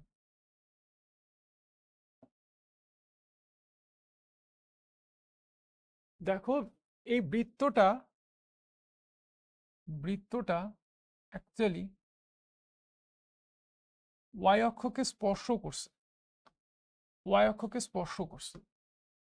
আঁকবা চিত্র মিলবে মিত্র, চিত্র না আঁকেও করা যায়, কোনো সমস্যা নেই। আর এক্স অক্ষকে কি করছে এটা কি আমি জানি? সেটা তো আমি জানি না আসলে। ওয়াই অক্ষকে স্পর্শ করছে এটা জানি, হ্যাঁ এক্স অক্ষকে কি করছে এটা জানি। ওকে, বৃত্তটার কেন্দ্র হচ্ছে -2,3, -2,3, এটা হচ্ছে ওয়াই অক্ষ। এক্স অক্ষ র্যান্ডম যে কোনো দিকে হতে পারে, উপরে, মাঝখান দিয়ে, নিচ দিয়ে, আমি জানি না এখনো। হ্যাঁ, এটা হচ্ছে বৃত্তটা। ওকে, খুব ভালো করে দেখো তো, এটার কেন্দ্র -2,3, তার মানে এই বিন্দুটা ভুজ নেগেটিভ। ভুজ নেগেটিভ মানে এটা ওয়াই অক্ষ থেকে 2 ঘর বাইরে আছে। ওয়াই অক্ষ থেকে কয় ঘর বাইরে আছে ভাইয়া? 2 ঘর বাইরে আছে। আর কোটি পজিটিভ, কোটি 3, তার মানে এই বিন্দুটা এক্স অক্ষ থেকে 3 ঘর উপরে আছে। এতটুকু হচ্ছে 3 আর এতটুকু হচ্ছে 2। খুব ভালো করে দেখো তো, এটাই কি ব্যাসার্ধ না? এটাই তো ভাইয়া ব্যাসার্ধ। হ্যাঁ, আবার এটা আমি চিত্র দিয়ে করলাম। আর যদি আমি ফর্মুলা যেটা শিখাইছিলাম ওটা দিয়ে করি, যেহেতু এক্স অক্ষকে স্পর্শ করছে, তাহলে ব্যাসার্ধ হবে হচ্ছে মডুলাস অফ কেন্দ্রের কোটি। হ্যাঁ, সরি ভুল বললাম, যেহেতু ওয়াই অক্ষকে স্পর্শ করছে তাহলে ব্যাসার্ধ হবে হচ্ছে মডুলাস অফ কেন্দ্রের ভুজ। এইচ মানে হচ্ছে বৃত্তের কেন্দ্রের ভুজ। যেহেতু ওয়াই অক্ষকে স্পর্শ করছে, ওয়াই অক্ষকে স্পর্শ করলে ব্যাসার্ধ হচ্ছে মডুলাস অফ কেন্দ্রের ভুজ। ঠিক আছে, তাহলে আর সমান হবে কেন্দ্রের ভুজ কত? -2, মডুলাস অফ -2, তাহলে ব্যাসার্ধ সমান কত ভাইয়া? ব্যাসার্ধ সমান 2। হ্যাঁ, তাহলে বৃত্তটার সমীকরণ কি হবে? চিত্র থেকেও দেখো, এইভাবে দেখো কোনটা সহজ লাগে। তো বৃত্তটার সমীকরণ হবে x + 2 whole square plus y - 3 whole square equals to 2 square. Okay, তাহলে এখান থেকে আমরা পাচ্ছি x স্কয়ার -4x মাইনাস না plus 4x plus 4 plus y square -6y plus 9 equals to হচ্ছে 4। হ্যাঁ, এই 4 কাটা, তাহলে x square plus y square plus 4x - 6y plus 9, 4x - 6y plus 9, x square plus y square plus 4x - 6y plus 9। Option A, option A হচ্ছে আমাদের এই ম্যাথটার right answer. হ্যাঁ, তো যারা যারা রাইট আনসার দিছো সবাইকে অনেক অনেক কনগ্রেচুলেশনস। সো আমি প্রথম 5 জনের নাম পড়ে দেই। লিডার বোর্ডের টপে আছে হচ্ছে তানহা, মারুফা ইসলাম তানহা, থ্যাংক ইউ তোমাকে। সেজুতি আফরিন, তারপর হচ্ছে সঞ্জনা আরফিন নিসা, অনিক চক্রবর্তী এবং মিজানুর রহমান সজীব। এই 5 জনের নাম পড়লাম, বাকিদেরটা সময়ের অভাবে পড়তে পারলাম না, মন খারাপ করা যাবে না। ওকে, এখন এই টাইপে 5টা হোমওয়ার্ক আছে এই টাইপ থেকে। ঠিক আছে, একটু স্ক্রিনশট নিয়ে নাও। স্ক্রিনশট না হইলে আমাকে একটু ডান বলে দিও, ঠিক আছে? এই টাইপে 5টা হোমওয়ার্ক আছে। আমি যখন কোনো একটা টপিক পড়াই তখন আমার অনেকগুলো জিনিস মাথায় রাখতে হয়। সেটা হচ্ছে যে আমার ক্লাসের লেকচার পুরাপুরি যারা যারা কমপ্লিট করবে, শুধুমাত্র আমার ক্লাসের পিডিএফ যারা যারা কমপ্লিট করবে, তারা যাতে এইচএসসি পরীক্ষায় কোথাও না আটকায়। হ্যাঁ, এইচএসসি পরীক্ষায় যাতে না আটকায়। বুয়েট, কুয়েট, রুয়েট, চুয়েট, ঢাকা ইউনিভার্সিটি, রাজশাহী ইউনিভার্সিটি, গুচ্ছ, কৃষি ইউনিভার্সিটি, হ্যাঁ যে কোনো ইউনিভার্সিটি ভর্তি পরীক্ষায় ম্যাথ পোর্শনে যাতে তাদের কোনো প্রবলেম না হয়। এবং আমি চেষ্টা করি আমার টপিকগুলোকে গুছায় রাখার, প্রি প্ল্যান্ড রাখার। আমি ক্লাস নেওয়ার আগে অনেক ভাবি যে কি পড়াবো, কোন এক্সাম্পলগুলো দেখাবো, হ্যাঁ কোন টাইপের পরে কোন টাইপ আসবে। হ্যাঁ, পুরাটা আমার ম্যাপিং করা থাকে। আমি জানি না যে স্টুডেন্টদের নিয়ে আসলে এত মানে এইভাবে আসলে কয়জন ভাবে।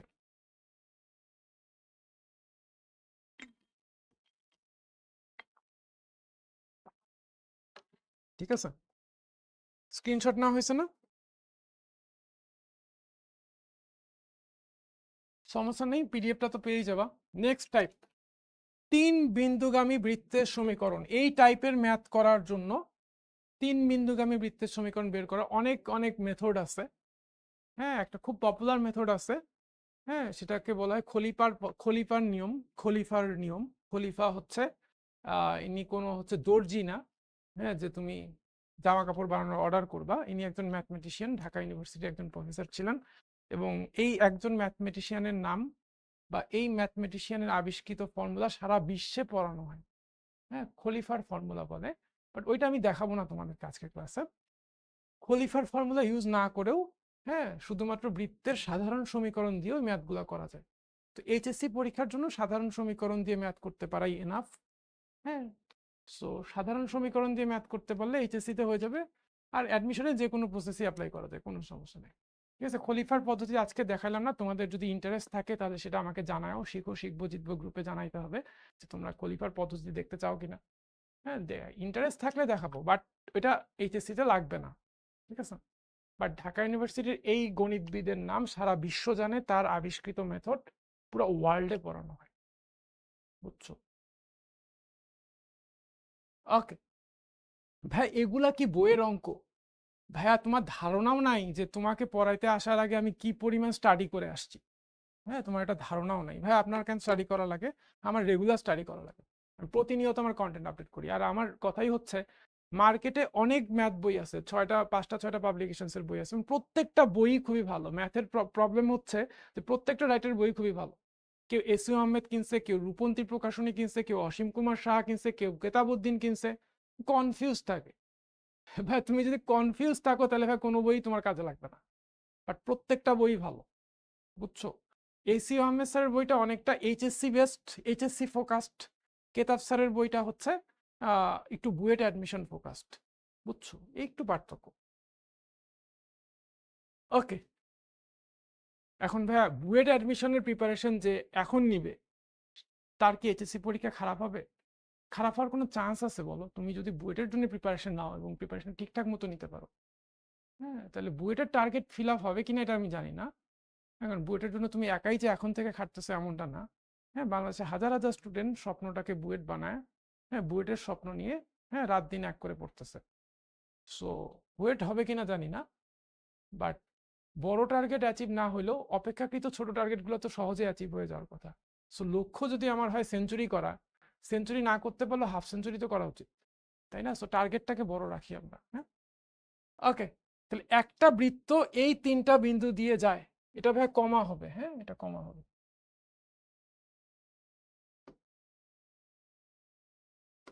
একটা বৃত্ত এই 3টা বিন্দু দিয়ে যায়, বৃত্তটার সমীকরণ বের করতে হবে।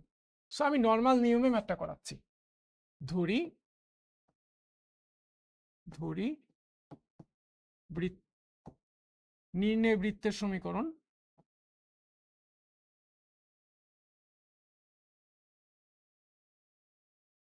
নির্ণয় বৃত্তের সমীকরণ, সমীকরণটা কি?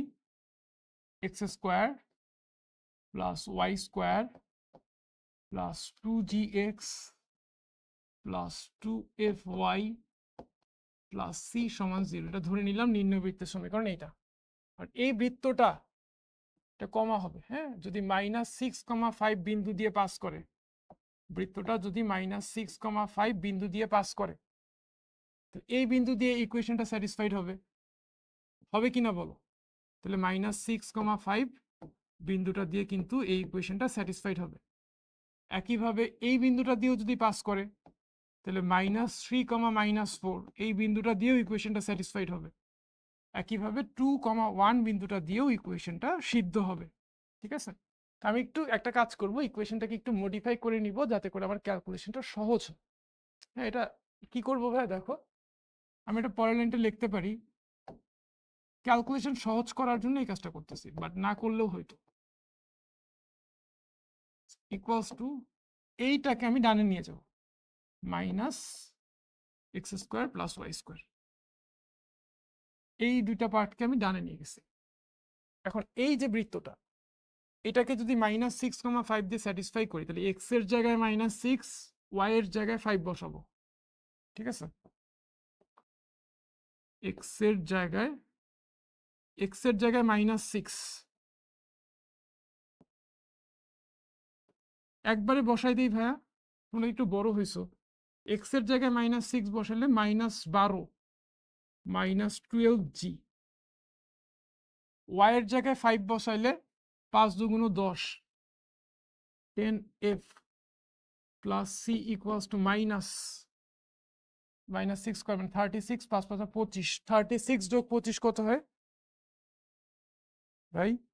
36 যোগ 25 61, -61।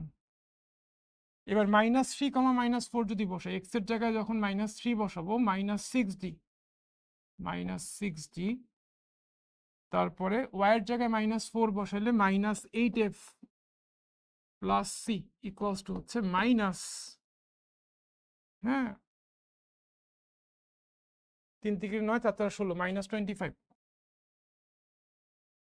একইভাবে 2,1 বসাই, এক্স এর জায়গায় 2, তাহলে 4g, ওয়াই এর জায়গায় 1, তাহলে +2f plus C equals to -2 × 4 = 5। ঠিক আছে, তাই দেখো তো এখানে কয়টা সমীকরণ আছে? 3টা। আননোন কয়টা? এই যে 3টা সমীকরণ দেখতেছো, এখানে আননোন কয়টা? জিএফসি, 3টা আননোন। এই 3টা সমীকরণ যদি সমাধান করো, সমাধানের অনেক প্রসেস আছে, প্রতিস্থাপন পদ্ধতি, অপনয়ন পদ্ধতি, বজ্রগুণন পদ্ধতি, হ্যাঁ, নির্ণায়কের সাহায্যে সমাধান করা যায়। ম্যাট্রিক্স নির্ণায়কের ক্লাসে আমি শিখাইছি, সেটা 2 ভাবে করা যায়, ম্যাট্রিক্সের মাধ্যমে করা যায়, আবার ক্রেমারের নিয়মে নির্ণায়কের মাধ্যমেও করা যায়। তো অনেক অনেক প্রসেস আমি শিখাইছি তোমাদের, ম্যাট্রিক্সের মাধ্যমে শিখাইছি, নির্ণায়কের মাধ্যমে শিখাইছি। এর আগে তোমরা শিখছিলে প্রতিস্থাপন, অপনয়ন, বজ্রগুণন, আরো কি কি জানি আছে। হ্যাঁ, আরেকটা আরেকটা প্রসেস আছে, সেটা হচ্ছে ক্যালকুলেটরের সাহায্যে। এই ক্যালকুলেটরের সাহায্যে তোমরা চাইলে এটা সলভ করতে পারো। সলভ করলে জি, এফ এবং সি এই 3টার ভ্যালু পেয়ে যাবা। এখন ক্যালকুলেটরের সাহায্যে ভাই কিভাবে সমীকরণ সমাধান করে, এইটার জন্য এক একজনের যেহেতু ক্যালকুলেটরের মডেল এক এক রকম, সো সবার ক্যালকুলেটরের মডেল নিয়ে তো আসলে ক্লাসে দেখানোটা খুব একটা ফিজিবল না, টাইম লাগবে অনেক। সো এই জন্য তোমাদের তাল ভাইয়া তাল ফালাইছে ইউটিউবে কিভাবে তাল ফালাইছে, বিভিন্ন ক্যালকুলেটর ইউজ করে কিভাবে, হ্যাঁ, বিভিন্ন কাজ করা যায়, ম্যাথের বিভিন্ন ইকুয়েশন সলভ করা যায়, বিভিন্ন কাজ করা যায়। হ্যাঁ, ক্যালকুলেটর হ্যাকসগুলা বিভিন্ন মডেলের জন্য। হ্যাঁ, এনাম ভাইয়ের কিন্তু একটা প্লে লিস্ট আছে ইউটিউবে, সো এটা একটু দেখে নিবা। সো এই যে জি, এফ আর সি এর ভ্যালু পাবা এই 3টা ইকুয়েশন সমাধান করে, এই ভ্যালুগুলা এখানে, এই যে এখানে জি, এফ আর সি এর জায়গায় বসাই দিলে আনসার চলে আসবে। সো আমাকে বলো কারা কারা ক্লিয়ারলি ম্যাথটা বুঝছো? এইচএসসি 26 কারা কারা ক্লিয়ারলি বুঝছো আমাকে একটু জানাই দাও।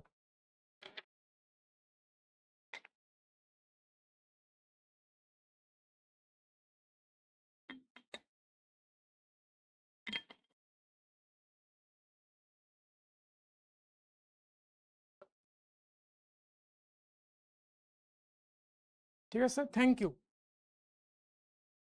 এই ম্যাথটা দেখো,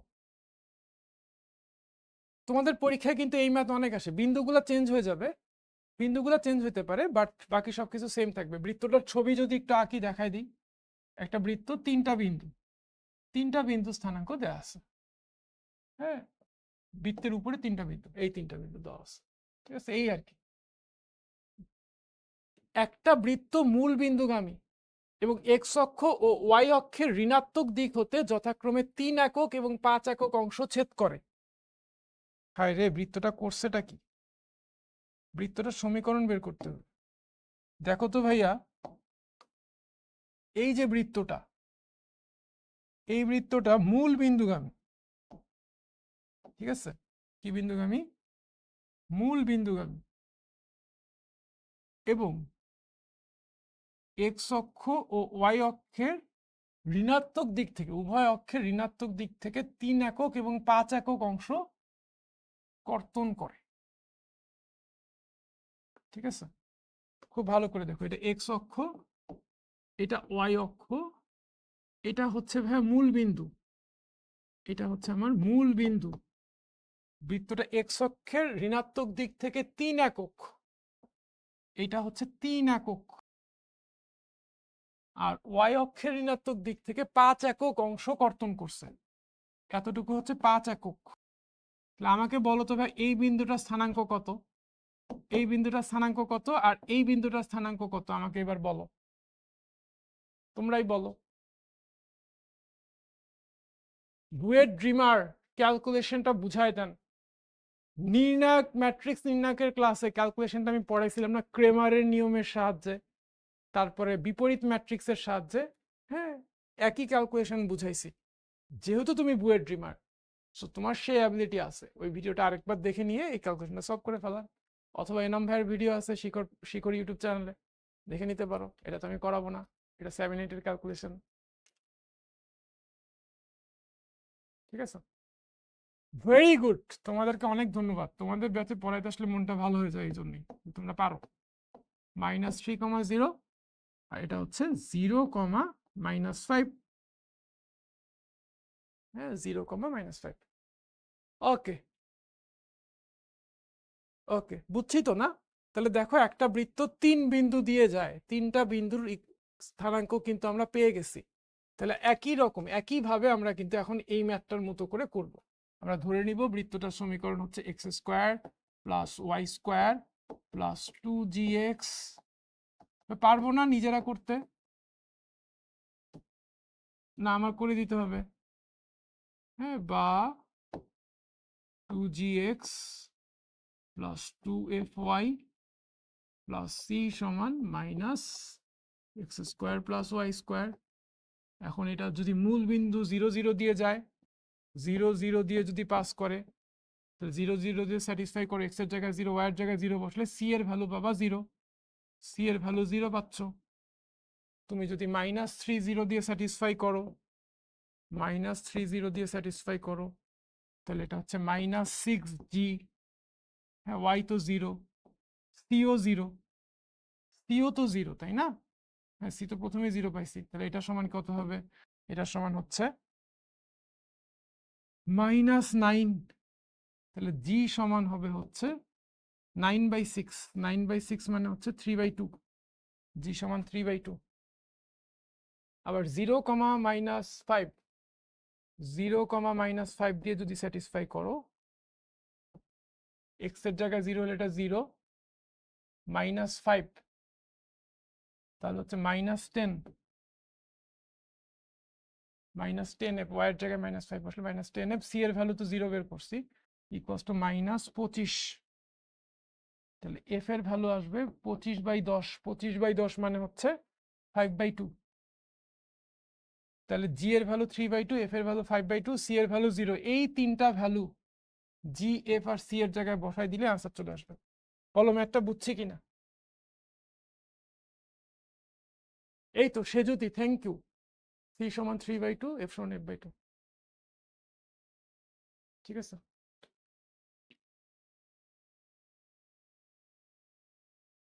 ভিডিও কি আটকায় গেছে ভাই? আটকায় নাই ভাই, তোমরা একটু তোমাদের নেট কানেকশনটা একটু চেক করতে হবে। আমাদের এখানে ঠিক আছে। ঠিক আছে,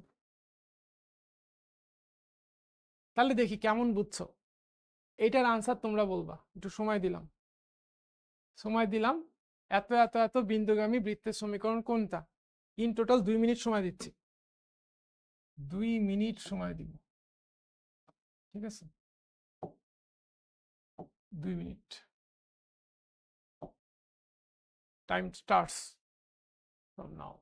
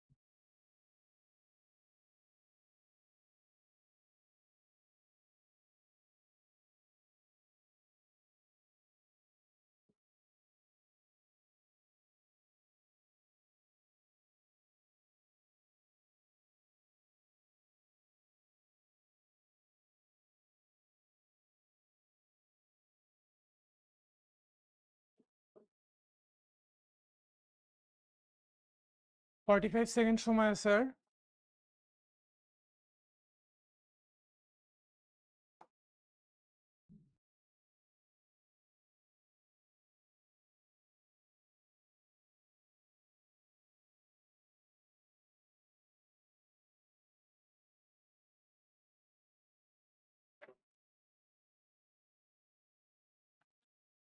Twenty more seconds to go.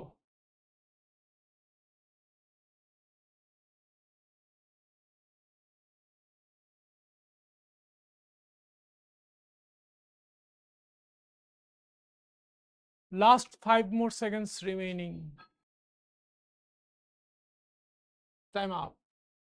এই যে 2 মিনিট সময় দিলাম ভাইয়া, ম্যাথটা আমি 20 সেকেন্ডে সলভ করার টেকনিকটা এখন শিখাই। এই ম্যাথগুলা এমসিকিউতে আসলে আমরা আসলে অঙ্ক করার দরকার নাই। তোমরা তো আসলে এই নিয়মে ম্যাথটা করতে গেছো, তাই না? এই নিয়মে করার দরকার নাই। তোমরা এটার অপশন টেস্ট করে অ্যান্সারটা বের করে ফেলতে পারো। অপশন টেস্ট, অপশন টেস্ট মানে কি ভাইয়া? এখানে 4টা অপশন আছে, তার মধ্যে যে কোনো একটা হচ্ছে কারেক্ট অপশন, যে কোনো একটা কারেক্ট অপশন। এখন যেইটা কারেক্ট অপশন হবে সেটা অবশ্যই এই 3টা বিন্দু দিয়ে স্যাটিসফাই হবে। তুমি প্রথমে এই 1 নাম্বারটাতে এই বিন্দুটা বসায় দেখবা স্যাটিসফাই হয় কিনা। যদি স্যাটিসফাই হয় তাহলে একইভাবে দেখবা বাকিগুলোও স্যাটিসফাই হয় কিনা। যেই অপশনটা 3টা বিন্দুর জন্যই স্যাটিসফাইড হবে সেইটাই হচ্ছে রাইট অপশন। তুমি খেয়াল করো যে এখানে তুমি 3 নাম্বার অপশনটা, হ্যাঁ, 3টার দিয়েই স্যাটিসফাই হবে। 2,1, এক্স এর জায়গায় 2, ওয়াই এর জায়গায় 1 বসাও, 2 2 4 একে 5, হ্যাঁ, এটা আসতেছে 5, ওকে 5। তারপরে হচ্ছে -24, এক্স এর জায়গায় 2 তো, হ্যাঁ, তাহলে -24, ওয়াই এর জায়গায় 1, +4 +15, দেখো তো ভ্যালুটা কত আসে? 20 24, হ্যাঁ, এটা 0 আসে, তার মানে স্যাটিসফাই হচ্ছে। এবার 10,1 এর জন্য বসাও, এক্স এর জায়গায় 10 বসালে এটা 100 যোগ 1 স্কয়ার মানে 101, 101 বিয়োগ 120 +4 +15, দেখো এই ভ্যালুটা 0 আসে কিনা। হ্যাঁ, 101 যোগ 4 মানে 105 যোগ 120, হ্যাঁ, এটাও 0 আসে। একইভাবে এটা দিয়েও স্যাটিসফাই হবে। সো অপশন সি হচ্ছে আমাদের রাইট আনসার। অপশন টেস্ট করে অঙ্কটা করে ফেলা যায়। সো দেখি কয়জন আনসার করছে। ওকে, যারা যারা রাইট আনসার করছো তাদের মধ্য থেকে প্রথম 5 জনের নাম আমি পড়বো। জাকিয়া সুলতানা মিম, সৌরভ আমার নামে নাম, অনিক শিকদার, অর্ণজিৎ বর্মন এবং রুবাইতা দিয়া। থ্যাংক ইউ তোমাদের সবাইকে। সো এই টাইপের হোমওয়ার্কগুলো একটু আমরা স্ক্রিনশট নিয়ে নিই। আমরা গুছায় পড়বো, টাইপ ওয়াইজ পড়বো এবং নোট করে করে পড়বো, ঠিক আছে? তাহলে আমাদের পড়াটা মনে রাখা সহজ হবে, অঙ্কগুলো ভালো করে আমরা আয়ত্ত করতে পারবো, ঠিক আছে? তবে ভাই আমি রিকমেন্ড করি ক্লাস টাইমে নোট না করে ক্লাস টাইমে খাতা কলম দূরে সরায় রেখে, আমার ক্লাসের জন্য এটা, অন্যদের ক্লাসের জন্য না। শুধুমাত্র এসভির ক্লাসের নিয়ম হচ্ছে তুমি বসবা ফ্রি হ্যান্ড, খাবার দাবার থাকলে নিয়ে বসো, খাইতে থাকো, দেখতে থাকো, শুনবো, মনে করো মুভি দেখতেছো, ঠিক আছে? হ্যাঁ, মুভি দেখার সময় তোমাকে যদি কেউ প্যারা দিত যে ভাই মুভিটার কোথায় কি ঘটে এটার থেকে প্রশ্ন হবে, কুইজে ভালো করলে ভালো মার্কস পাইলে তোমাকে হচ্ছে একটা গিফট দেওয়া হবে। তুমি যখন একটা ডায়েরি নিয়ে বসতা, ডায়েরি নিয়ে বসে কোথায় কি হচ্ছে লিখে রাখতেছো, লিখতেছো লিখতেছো এবং দেখা যাবে যে তুমি লেখা এত ব্যস্ত হয়ে গেছো যে মুভির ডিটেলগুলো তুমি আর খেয়াল করতেছো না। হ্যাঁ, অ্যাক্টর বা অ্যাক্ট্রেস যারা আছে তাদের এক্সপ্রেশনগুলো, মাইক্রো এক্সপ্রেশনগুলো খেয়াল করতেছো না, যার কারণে মুভিটা তোমার কাছে বোরিং হয়ে যাবে। সো আমি চাই যে আমার আমার ম্যাথগুলা স্টুডেন্টরা এনজয় করুক, ঠিক আছে? ওকে,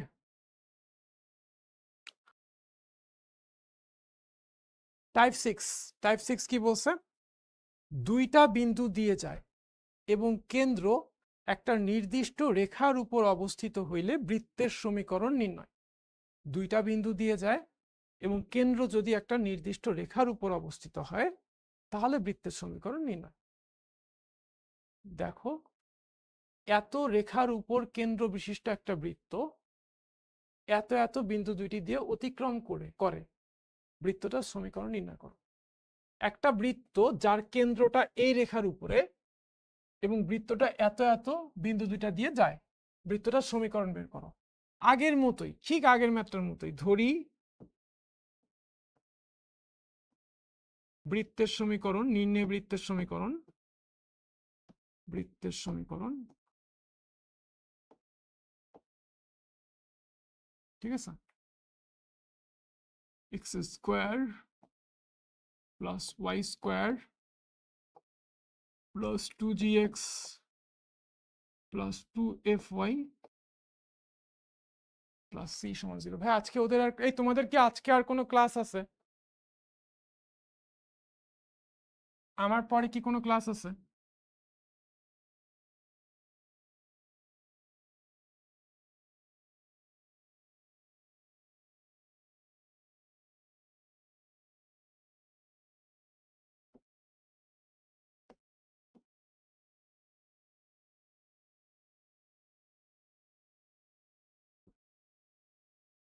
না। ওকে, নাই না। আচ্ছা, এটুক তো বুঝছি না ভাই। এখন বৃত্তটা যদি আচ্ছা এখানে কমা হবে তো 3 - 2 বিন্দু দিয়ে যায়, বৃত্তটা যদি 3 - 2 বিন্দু দিয়ে যায় তাহলে এই বিন্দুটা দিয়ে ইকুয়েশনটা স্যাটিসফাইড হবে, সিদ্ধ হবে, তাই না? চলো সিদ্ধ করি। 3 - 2, এক্স এর জায়গায় 3 বসালে 2g × 3 মানে 6g, ওয়াই এর জায়গায় -2 বসাইলে -4f plus C equals to minus 3 × 3 = 2 × 4 13।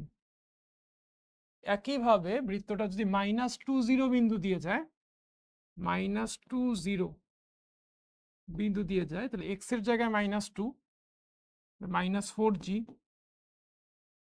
Y এর জায়গায় 0 বসাইলে এখানে আসবে হচ্ছে 0 0f 0f বা 0 একই তো না, 0 × f লিখলাম, 0 লিখলেও হইতো, দেখতে সুন্দর লাগে, এখানেও এফ আছে এখানেও এফ রাখলাম, হ্যাঁ এই আর কি। 0 × f মানে তো 0 প্লাস সি ইকুয়ালস টু -4। দুইটা ইকুয়েশন তৈরি হয়ে গেল, তাই তো? এখন দেখো বৃত্তটা, এই যে বৃত্তটা, এই বৃত্তটার কেন্দ্র আসলে কত আমাকে বলো তো? এই বৃত্তটার কেন্দ্র কত বলতে পারবা? ভাইয়া -g - f, এই যে কেন্দ্রটা -g - f, এই কেন্দ্রটা এই রেখার উপর অবস্থিত, কেন্দ্র -g - f এই রেখার উপর অবস্থিত।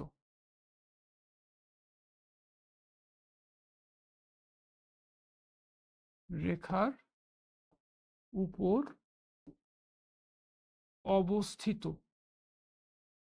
অবস্থিত হওয়ায়, হওয়ায় এই বিন্দুটা যেহেতু এই রেখার উপর অবস্থিত তাহলে এই বিন্দুটা দ্বারা এই ইকুয়েশনটা স্যাটিসফাইড হবে। এক্স এর জায়গায় -g, ওয়াই এর জায়গায় -f বসাও, এক্স এর জায়গায় -g বসালে হবে -2g, -2g, ওয়াই এর জায়গায় -f বসাইলে হবে -f মানে +f, +f ইকুয়ালস টু হচ্ছে 3। শেষ। কেন্দ্র -g - f এই রেখাটার উপর অবস্থিত, তাহলে এইটা দ্বারা এই ইকুয়েশনটা সিদ্ধ করছি, এক্স এর জায়গায় -g, ওয়াই এর জায়গায় -f বসায় এটা পাইছি। তাহলে দেখো তো ভাই, একটা ইকুয়েশন, দুইটা ইকুয়েশন, তিনটা ইকুয়েশন, তিনটা ইকুয়েশন তোমার কাছে আছে। তাহলে তিনটা ইকুয়েশন যদি থাকে তাহলে এই তিনটা ইকুয়েশন সমাধান করলেই কিন্তু তোমরা জি, এফ এবং সি পেয়ে যাবা। এই ভ্যালুগুলা এখানে বসাই দিলেই আনসার। কারা কারা বুঝছে একটু জানাই দেই, ঠিক আছে? জানাই দিও কারা কারা বুঝছো,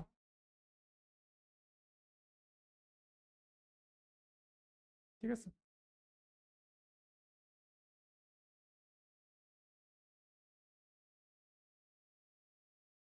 8:30 বাজে, আর বাজে নেই তো, 40 না, ঠিক আছে, ওকে। তাহলে স্ক্রিনশট নিয়ে নাও হোমওয়ার্কের, হোমওয়ার্কের স্ক্রিনশট নিয়ে নাও। শেষের টুকু যারা বুঝো নাই তাদেরকে বলি, ভাই এই যে বৃত্তটা, এই বৃত্তটার কেন্দ্র এই রেখাটার উপর আছে, এত রেখার উপর কেন্দ্র বিশিষ্ট একটা বৃত্ত, হ্যাঁ। তাহলে এই যে বৃত্ত, এই বৃত্তের কেন্দ্র কি -g - f, এই কেন্দ্রটা তো ভাই এই রেখার উপর আছে, কেন্দ্রটা এই রেখার উপরে অবস্থিত, এই রেখাটা ধরো এরকম, আর কেন্দ্রটা এইখানে আছে, এই রেখাটার উপরে আছে, কেন্দ্র তো -g - f, হ্যাঁ। এই আর রেখাটার ইকুয়েশন হচ্ছে এইটা, এইটা। তাহলে কেন্দ্রটা এই রেখার উপর আছে, তাহলে তার মানে হলো কেন্দ্রের স্থানাঙ্ক দিয়ে রেখাটার ইকুয়েশন সিদ্ধ হবে। আর এক্স এর জায়গায় মাইনাস জি, ওয়াই এর জায়গায় মাইনাস এফ বসায় দিছি। কেন্দ্র মাইনাস জি মাইনাস এফ এই রেখাটার উপর অবস্থিত, সুতরাং এই বিন্দুটা দিয়ে এই সমীকরণটা সিদ্ধ হবে। ঠিক আছে, তাহলে এক্স এর জায়গায় মাইনাস জি, ওয়াই এর জায়গায় মাইনাস এফ বসালে এটা আসে। এক্স এর জায়গায় দেখো মাইনাস জি বসালে মাইনাস টু জি আসে, দেখো মাইনাস টু জি। ওয়াই এর জায়গায় মাইনাস এফ বসালে মাইনাসে মাইনাসে প্লাস এফ হয়, ইকুয়ালস টু 3 হয়, শেষ।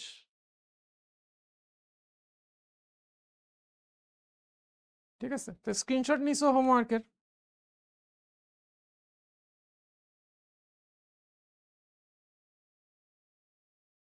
দুইটা বৃত্ত পরস্পরকে স্পর্শ করার শর্ত টাইপ নাম্বার 7-এ যাওয়ার আগে আমি তোমাদের একটু বলি, গত ক্লাসে তোমাদের বিভিন্ন প্রবলেমস নিয়ে যে কথা বলছিলাম, এটা নিয়ে কিন্তু আমি অলরেডি কাজ শুরু করে দিছি, হ্যাঁ, সামনে আসতেছে।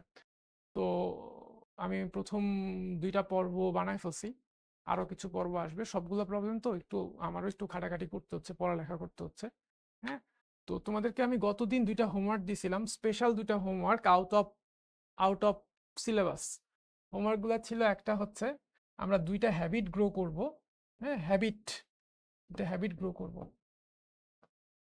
কি কি জানি হ্যাবিট ছিল, মনে আছে তোমাদের? একটা হচ্ছে তোমার হ্যাঁ ফিজিক্যাল অ্যাক্টিভিটি।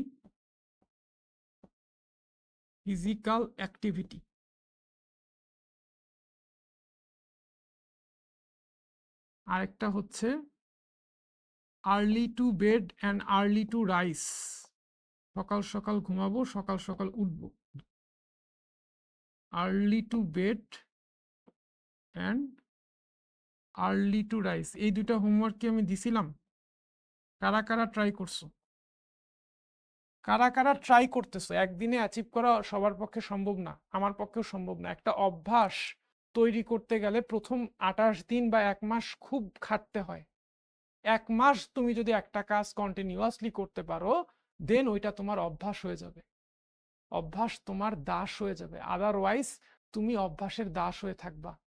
ঠিক আছে, সো এই 2টা হোমওয়ার্ক কি তোমাকে আমি শুধু ইন্টার লাইফের জন্য দিছি? দেই নাই তো ভাইয়া, এটা তোমার হোল লাইফের জন্য, টিল ডেথ। হ্যাঁ, এটা তোমার জন্য, তোমার ছোট ভাই বোনদের জন্য, ভবিষ্যৎ বংশধর সবার জন্য এই হোমওয়ার্কটা দিলাম। ঠিক আছে, সো এই তহিদ, আমাদের একটা হোমওয়ার্ক দিছে। এই হোমওয়ার্কটা হচ্ছে ওদের জন্য, এইচএসসি 26, ওদের বংশধর ভাই বোন ছেলে মেয়ে নাতি নাতনি সবার জন্য। সেটা হচ্ছে যে প্রত্যেক দিন কিছু না কিছু ফিজিক্যাল অ্যাক্টিভিটি রাখতে হবে, হ্যাঁ, হাঁটা চলা, মুভমেন্ট, দৌড়ানো হতে পারে, দড়ি লাফ হইতে পারে, ফ্রি হ্যান্ড এক্সারসাইজ হইতে পারে, সুইমিং হইতে পারে, হ্যাঁ, কিছুটা সময়। হ্যাঁ, ওরা তো করে, ওরা ওই যে হ্যাঁ ওয়ালাইকুম আসসালাম না, শেখায়। ওরা কি করে ওরা জানো? কলেজে যায় হেঁটে হেঁটে। না, ওরা রিক্সা নেয়, ওরা একটু দূরত্বে যাবে, হ্যাঁ, তারপরে মামা যাবেন বলে রিক্সা উঠেছে, হাঁটে না। হাঁটে না? এটা এত খারাপ। এই ভাই ওদের তো এরপর আর হ্যাঁ। ক্লাস নেই, তাই তো? এই সবাই হচ্ছে 9টা বাজে থাকবা কিন্তু। হ্যাঁ, 9টা আজকে বাজে হচ্ছে 25-এর ভাইয়া আপুদের হচ্ছে ওরিয়েন্টেশন। আজকে হচ্ছে এইচএসসি 25 ব্যাচ, দ্যাট মিনস হচ্ছে ওদের যারা এক ব্যাচ সিনিয়র, ওদের প্রি মেডিকেলের লঞ্চিং লাইভ হবে।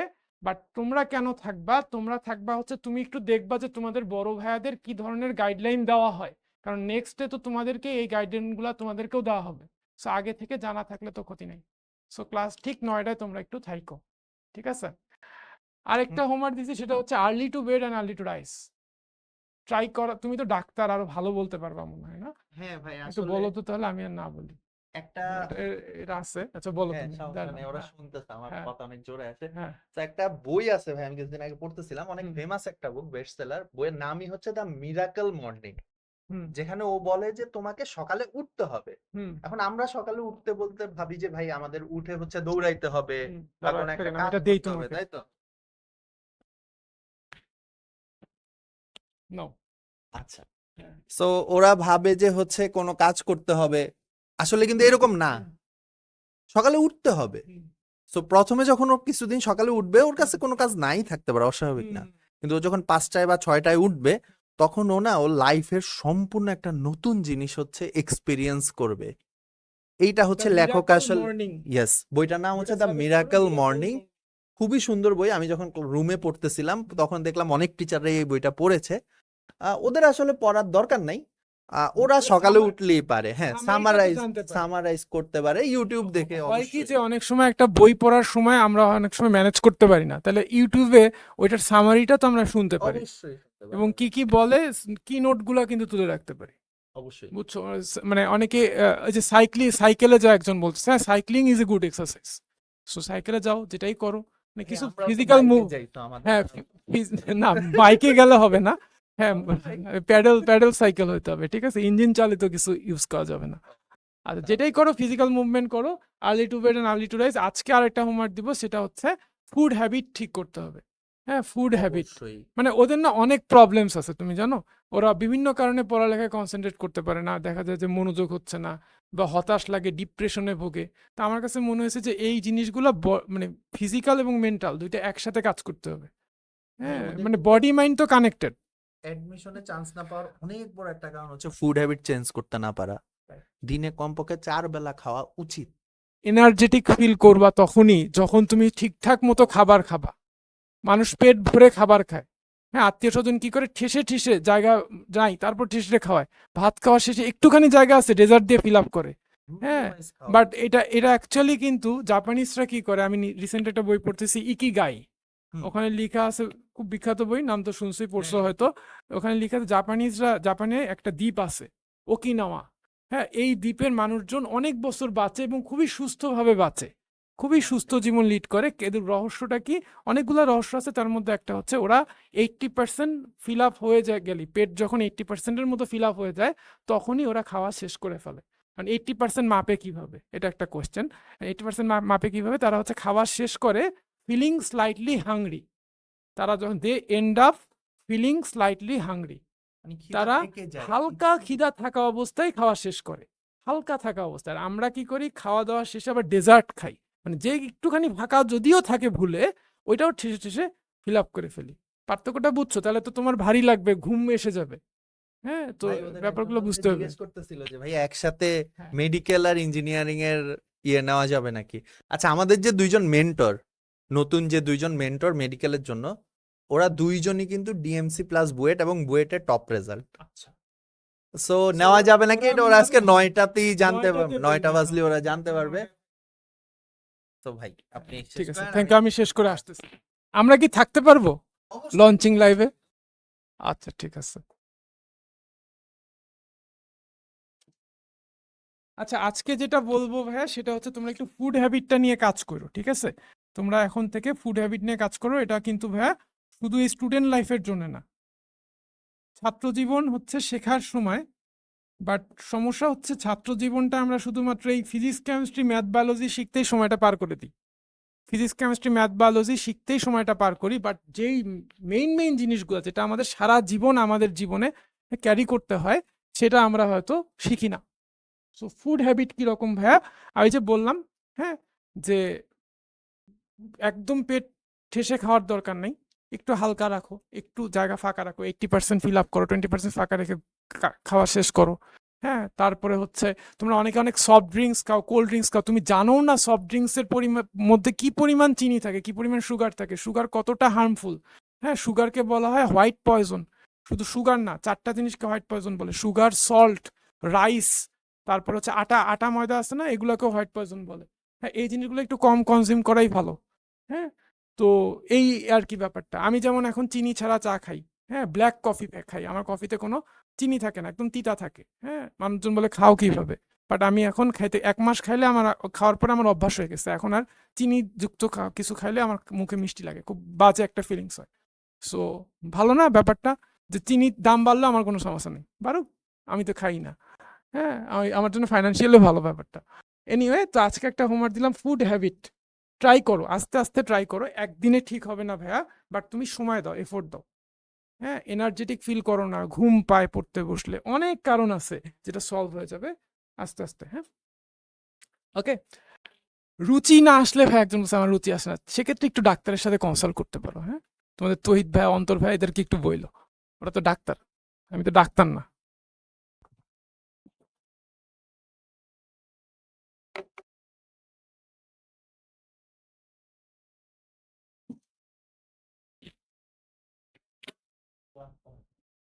আসো আসো। কি লঞ্চিং লাইভ আছে এই রুমে? এই যে একটু পরে ছাড়বো।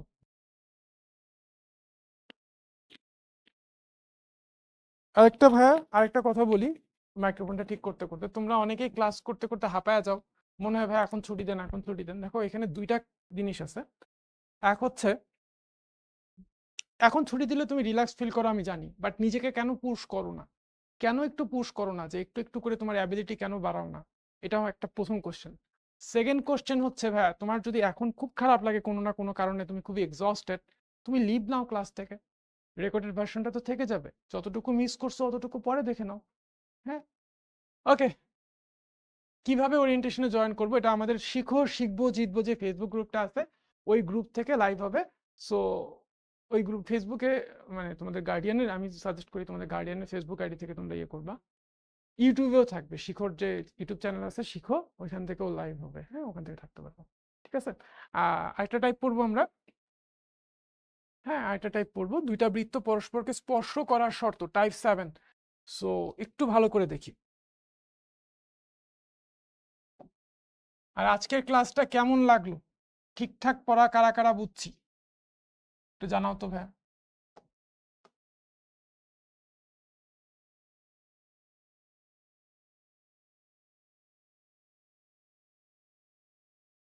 দেখো এই যে ফিগারটা দেখতেছো, এখানে দুইটা বৃত্ত, একটা বৃত্তের কেন্দ্র C1, আরেকটা বৃত্তের কেন্দ্র হচ্ছে C2।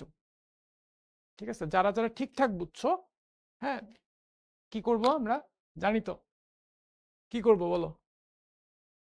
যারা যারা ঠিকঠাক বুঝছি একটু জানাই দিব যে আমরা শিখোতে, হ্যাঁ, অনেকে আছে অনেক কথা বলে, আজে বাজে কথা বলে, হ্যাঁ, তারা আসলে জানে না যে শিখোতে কোন কোয়ালিটির ক্লাস হয়। হ্যাঁ, শিখোর ক্লাসই যে মোর দ্যান এনাফ। শিখোর একাডেমিক ক্লাস করলে যে আসলে, হ্যাঁ, varsity preparation at a time হয়ে যায়, ইঞ্জিনিয়ারিং ভার্সিটি, আদার্স ভার্সিটি সব অ্যাট এ টাইম হয়ে যায়। হ্যাঁ, শিখোতে এত কোয়ালিটি ক্লাস হয়, এটা আসলে অন্যরা জানে না, শুধু জানানোর দায়িত্ব আছে আমাদের, তাই না? আমরা শিখো শিখবো জিতবো গ্রুপে জানাই দেব স্ক্রিনশট সহ। ঠিক আছে, ওকে, একটা স্ক্রিনশট নিয়ে নিই। এখন আসো, আমরা যেটা পড়তেছিলাম, দুইটা বৃত্ত যদি পরস্পরকে বহিস্থভাবে স্পর্শ করে, একটা বৃত্তের কেন্দ্র C1 আর একটা কেন্দ্র হচ্ছে C2। এখন খুব ভালো করে তুমি খেয়াল করো তো, এইটা হচ্ছে প্রথম বৃত্তের ব্যাসার্ধ R1, এটা হচ্ছে দ্বিতীয় বৃত্তের ব্যাসার্ধ R2। সো আমি বলতেই পারি দুটি বৃত্ত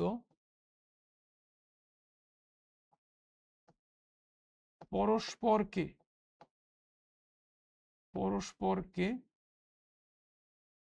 বহিস্থভাবে স্পর্শ করলে, হ্যাঁ, বহিস্থভাবে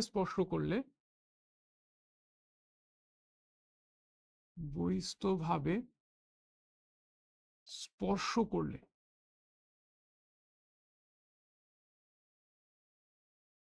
একটা মজার ঘটনা ঘটে। মজার ঘটনাটা কি ভাইয়া? মজার ঘটনাটা হচ্ছে কেন্দ্র দুইটার মধ্যবর্তী দূরত্ব, C1 আর C2 এর মধ্যবর্তী দূরত্ব, C1 C2, কেন্দ্র দ্বয়ের মধ্যবর্তী দূরত্ব হবে ব্যাসার্ধ দুইটার যোগফলের সমান, R1 প্লাস R2। ঠিক আছে, দুইটা বৃত্ত পরস্পরকে বহিস্থভাবে স্পর্শ করলে কেন্দ্র দুইটার মধ্যবর্তী দূরত্ব হবে ব্যাসার্ধ দ্বয়ের যোগফলের সমান।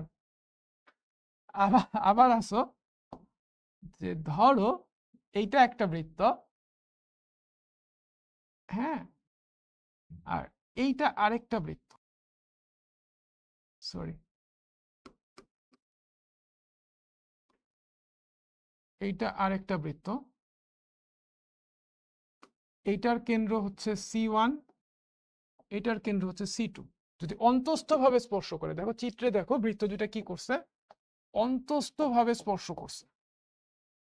অন্তস্থভাবে স্পর্শ করলে সেক্ষেত্রে কেন্দ্র দুইটার দূরত্ব, কি হবে? কেন্দ্র দুইটার দূরত্ব হবে এই যে বড় বৃত্তের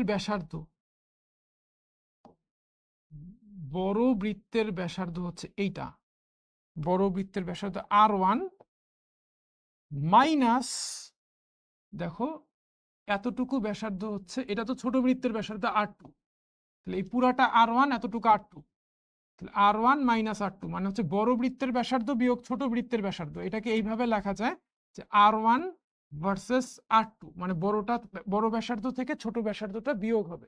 তাহলে দুইটা বৃত্ত পরস্পরকে বহিস্থভাবে স্পর্শ করলে C1 C2 equals to R1 plus R2, অন্তস্থভাবে স্পর্শ করলে C1 C2 সমান R1 ভার্সেস R2, মানে দুইটার বড়টা থেকে ছোটটার পার্থক্য সমান। সো এই জিনিসটা বুঝছি কারা কারা একটু জানাই দেই, একদম শেষে চলে আসছি, এখনই ছেড়ে দিব, একটু জানাই দেই। নেক্সট ক্লাসে আমরা এক্সাম্পল দেখব। হ্যাঁ, নেক্সট ক্লাসে এক্সাম্পল দেখব, আজকেই দেখানোর ইচ্ছা ছিল, হইলো না, টাইম পারমিট করলো না। সো আজকের ক্লাসে একটা গুরুত্বপূর্ণ কথা বলে চাই শেষ করার আগে। আমরা অনেকে এক্সটার্নাল সোর্স থেকে অনেক মোটিভেশন খোঁজার চেষ্টা করি।